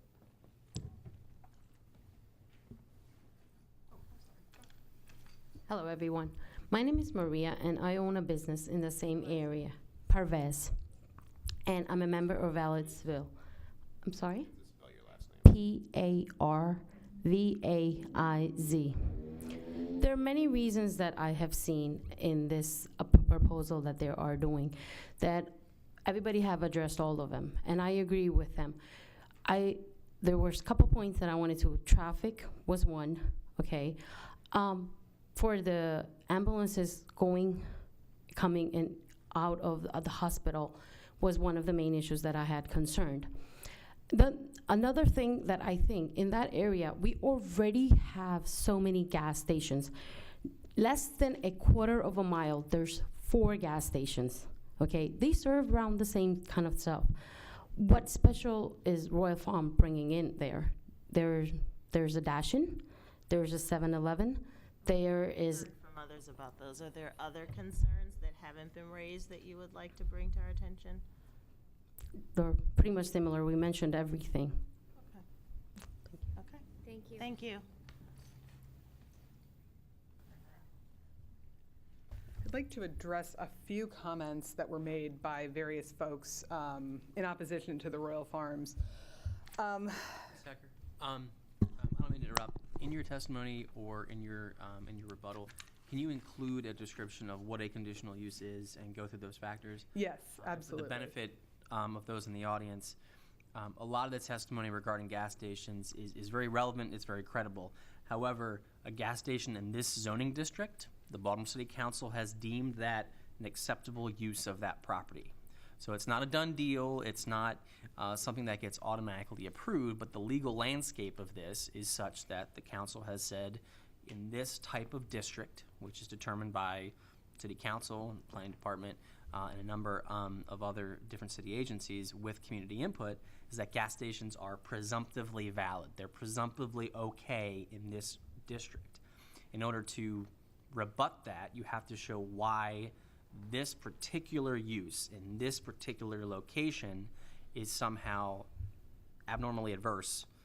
So I just wanted to inform you all of that, and then ask Ms. Hecker to go through the conditional use standards as to why this particular use you're alleging fits within that legal landscape. Can you very briefly address just what the security will be, very briefly, so the community understands? Because it seems like there's some confusion about that. And I mean, I read what you, and it looks like it'll have cameras, it'll be very secure. And the other thing is, I mean, my understanding is that you're going to have to comply with all the MD requirements with putting in the gas station, et cetera. So just addressing that as well. Yes, absolutely. Those are both things that I wanted to touch on. And in addition, in the packet of things that I've handed out, there is an outline that goes through all of the conditional use factors, and I'll go through those in some detail here. But in terms of just addressing some of the fact points that were raised, I'll start with those points. From an environmental side of things, I heard a comment that we are in some sort of stream buffer. We are not. We will get whatever permits we need to get, but we're not subject to MDE permitting requirements here. We will go through the ordinary city permitting requirements, but the perception that this is in a stream buffer is just incorrect. But we will get the environmental permits that are necessary for the site. And included in that will involve the establishment of stormwater management facilities. We'll be treating stormwater on site, which right now there's no stormwater management occurring at all. Most of the site is entirely impervious. It was built long before the stormwater regulations went into effect. With regard to security, you have in front of you the overview of security measures at Royal Farms facilities. They have most of them have about 28 cameras located inside and outside. Some have more than that, up to 50. Some of them even have the ability to read license plates. Royal Farms has worked very closely with the Baltimore City Police Department to give the police access to those cameras so that in the event that crimes occur on their properties, the police can be connected directly and have the video of the incident occurring. You may be aware that the City Council has recently introduced legislation to require businesses that are open from midnight to 5 a.m. to have a late night commercial operations license. Previously, gas stations were exempt from this requirement. The law was on the books for several years, but gas stations were exempt because most gas stations are open 24 hours. An ordinance was introduced in the fall of this year to require gas stations to comply with that, and Royal Farms, together with other gas station operators, has been working very closely with the police department over the last several months to establish consistent security measures across the industry for these types of businesses that are going to be open for all night long, 24-hour periods. Royal Farms provides lighting on their sites that is designed to make, both to deter crime, but also to make video images visible so you can tell what you're looking at. It's not that helpful if it's dark. They use a fishbowl approach in their cameras in the store and in visibility in the store to make sure everything is as visible as possible. They provide security training to all of their managers and staff to deal with specific loss prevention type issues. And they try to keep their cash levels very low, under $100, to deter robberies. They try to have regular interactions with local law enforcement. They have communication logs with the city police department, and they regularly get involved with local community associations to try to address proactively incidents that are occurring. Some of the concern, obviously, at this site is that this property has not had a good history with security, and putting a Royal Farms there will improve the security aspects of the site. Having a store there, we expect it to be an active store. It's close to the highway. St. Agnes is a 24-hour operation. We think people are going to be coming and going. Folks are coming and going off of shifts late at night. People are always coming to the hospital late at night. We want the gas station to be available to serve those people, and we intend for it to be as safe and secure as possible. A couple of other things that were addressed that actually sort of segues nicely into what Mr. Bumgardner was alluding to with regard to the conditional use standards. There were a lot of things raised in the opposition's testimony that really have nothing to do with the conditional use that the board is approving today. the concerns, for instance, about the food desert and fast food options being available here. The food store is not why we're here. The food store is allowed by right. The fried chicken, for better or worse, can occur by right. It's the gas station that we're here for. And the conditional use standards for approving a gas station require broadly for this board to find that the gas station, as Mr. Baumgartner said, is presumptively allowed, absent of showing that its use at this location would somehow be worse, the inherent adverse effects of the location would somehow be worse here than they would be at another location in the zone. And that's simply not the case. This is an I-1 zoned property. It's located on a local truck route, actually, which brings me to the concern about the truck traffic that we heard. It is a local truck access route, as shown on the map that's in the file. It connects specifically to that industrial park that's southwest of our site. You'll notice on our site plan, we're not really trying at all to attract the truck traffic. We don't have a separate diesel fuel area. This is intended to attract car traffic coming and going to the business park. It is not intended to increase truck traffic at all. And frankly, Royal Farms would encourage the city to enforce the truck route prohibitions or regulations in that area, and we would support any enforcement efforts that the community association wanted to bring forward with the city. It seems like there really is a tension between the residential uses and the business community that are located close by in terms of the type of traffic that comes and goes along Benson Avenue. So is there something with the signage that tells those who might need diesel fuel that that's not the place for them? Can I defer to my esteemed colleague, Ms. Leonard? I don't know the answer to that one. Yes. Introduce yourself. I'm sorry, Jennifer Leonard with Dewberry, a planner. When diesel for high-flow diesel is provided, it's noted on the signs that it's high-flow diesel. That way, no trucks end up getting stuck on any gas station lots. It's clearly denoted that way, high-flow diesel. Otherwise, they're not going to stop. It takes them too long to fill their trucks. All right, I guess. Can I ask you a question? Oh, yeah, of course. The photo was shown of the ambulance traveling down Benson and the apparent inability of any traffic to go around. I can envision, because it looks like a fairly short distance from Caton Avenue to the entrance off of Benson to get into the gas station. What is, I mean, that's gonna happen, right? Traffic's gonna back up. Well, okay, let me address that in a couple of ways. First of all, we're actually removing 2 curb cuts on Benson Avenue in that area. So whether or not there's anything you can do on the other side of the, well, so what will be there in the future is better than what's there today. Secondly, what the opposition is really asking the board to do here is to substitute its judgment for that of DOT and the fire department, who have already reviewed and approved the site plan. They've looked at it for accessibility, for fire and police protection. They've looked at it to make sure that there's adequate, that the signal timing is adequate there and that traffic will flow in and out of there. I mean, look, at any intersection, if you've got somebody who doesn't know where they're going and they stop in the middle of the intersection and, mess things up for the other folks around there, that it's, certainly that could happen. But DOT and the fire department have both reviewed and approved the plan. What we saw was a photograph of an ambulance on an empty street. It, to me, wasn't terribly compelling in terms of what may or may not be there in the future. It really asks the board to speculate about what type of traffic may be there in some apocalyptic scenario where you have just cars backed up. Well, it's not left to right. speculation to know how wide the street is, though, right? The street is, it's 2 lanes wide, and we have the. Well, going down Benson, there's enough space for one vehicle. Is there enough space for a vehicle to loop around, a vehicle that may be turning to the gas station? Yeah, let me defer to our engineer here. The existing pavement width on Benson Avenue for the entire frontage of the Royal Farms there is 35 feet. So while it's currently striped for 1 lane in each direction, the 35-foot width would allow for additional striping. A lane is 10 feet wide. 10 feet wide or less, yeah. So folks turning off of, making a left on Caton, for example, onto Benson to get to the Royal Farms. Could somebody get around them? Somebody could get around yes, them. That's the to answer the question. Yes, that's exactly it. If it's 35 feet wide, that's 3.5 car lengths or lanes wide.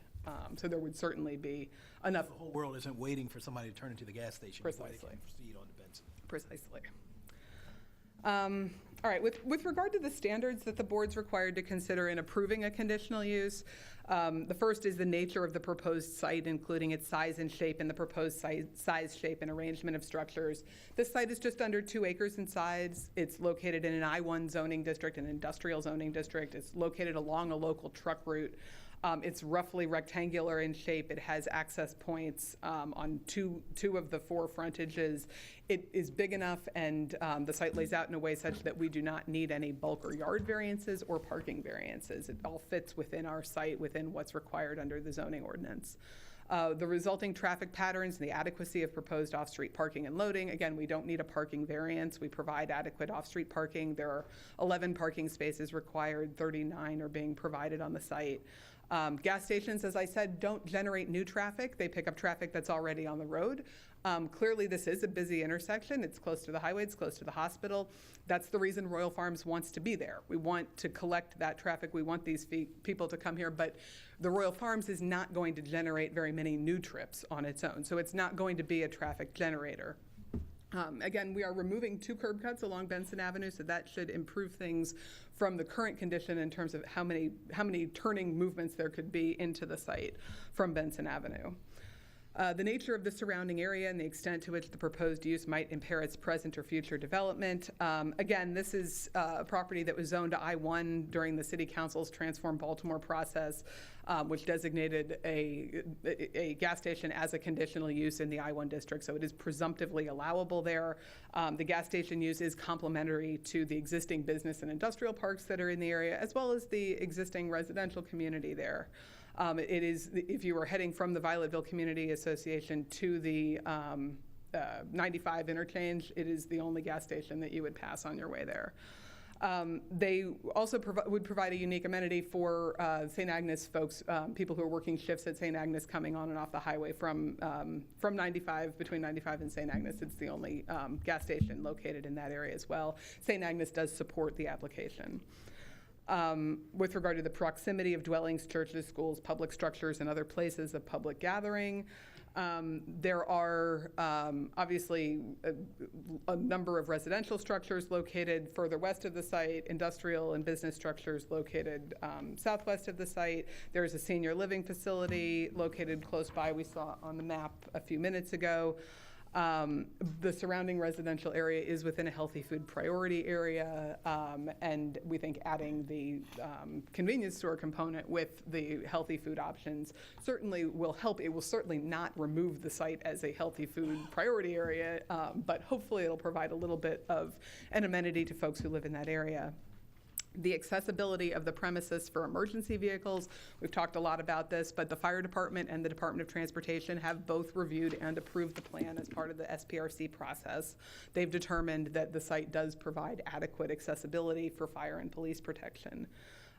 With regard to accessibility of light and air to the premises, this is a 4,649 square foot convenience store and a gas canopy with 7 fuel dispensers on a 2-acre site, so it's not expected to impede accessibility for light and air. It's a rather large sized site for the size of the proposed development. There are adequate utilities, access roads, drainage, and other necessary facilities. Again, we're going to comply with all of the stormwater management requirements under the code, which will improve the status of the watershed there. There are no cultural or historical landmarks in the area that merit consideration as part of this. The neighborhood, the character of the surrounding neighborhood includes both industrial and business uses as well as residential uses. We think that the Royal Farms here could be an amenity to both. We think this is the kind of place where a Royal Farms really fits into a variety of not only industrial and business and residential, but also institutional with the hospital and the future development of the Cardinal Gibbs campus across the street. With regard to the city's master plan, we are creating additional employment opportunities in the city and creating by adding the additional amenities with the car wash and the convenience store will provide additional services to those who live and work in the area. The property is not located in an urban renewal plan, and it does comply with all of the requirements with regard to variances, all applicable standards and requirements of the code.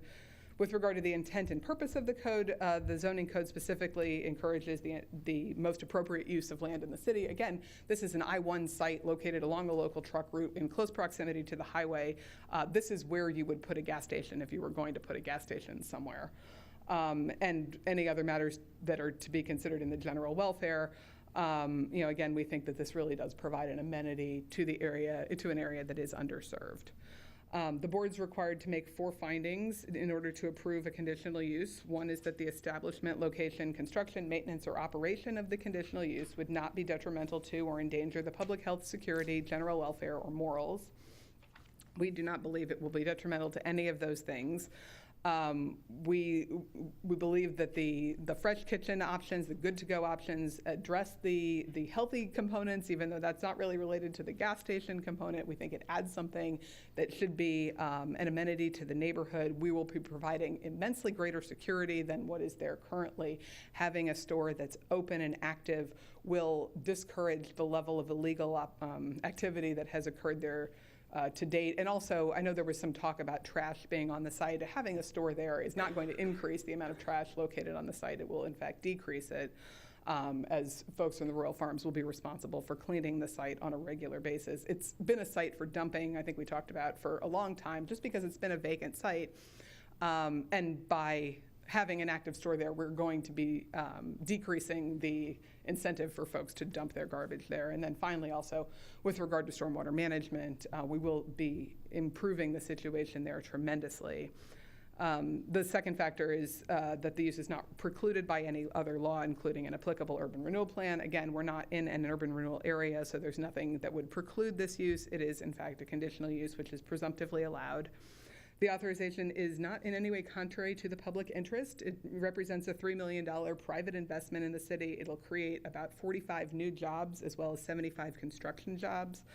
So it will create, it will be beneficial to the public interest in that way. And finally, it is in harmony with the purpose and intent of the zoning code, specifically the intent of encouraging the most appropriate use of land in the city. This is, as I've said several times now, it's an industrially zoned property on a truck route close to the highway. This is where a gas station belongs, if anywhere. I should also mention, because I know that there are several members of the board who were not here when we were here with Royal Farms. Gosh, it's been probably 2 years now, if not more than that. There is another Royal Farms that's approved across the street on the Cardinal Gibbons campus, like catty corner from this site at the intersection of Caton and Benson, catty corner from where we are here. Royal Farms is only going to go forward with one of the 2 sites. We think this is the better site for several reasons.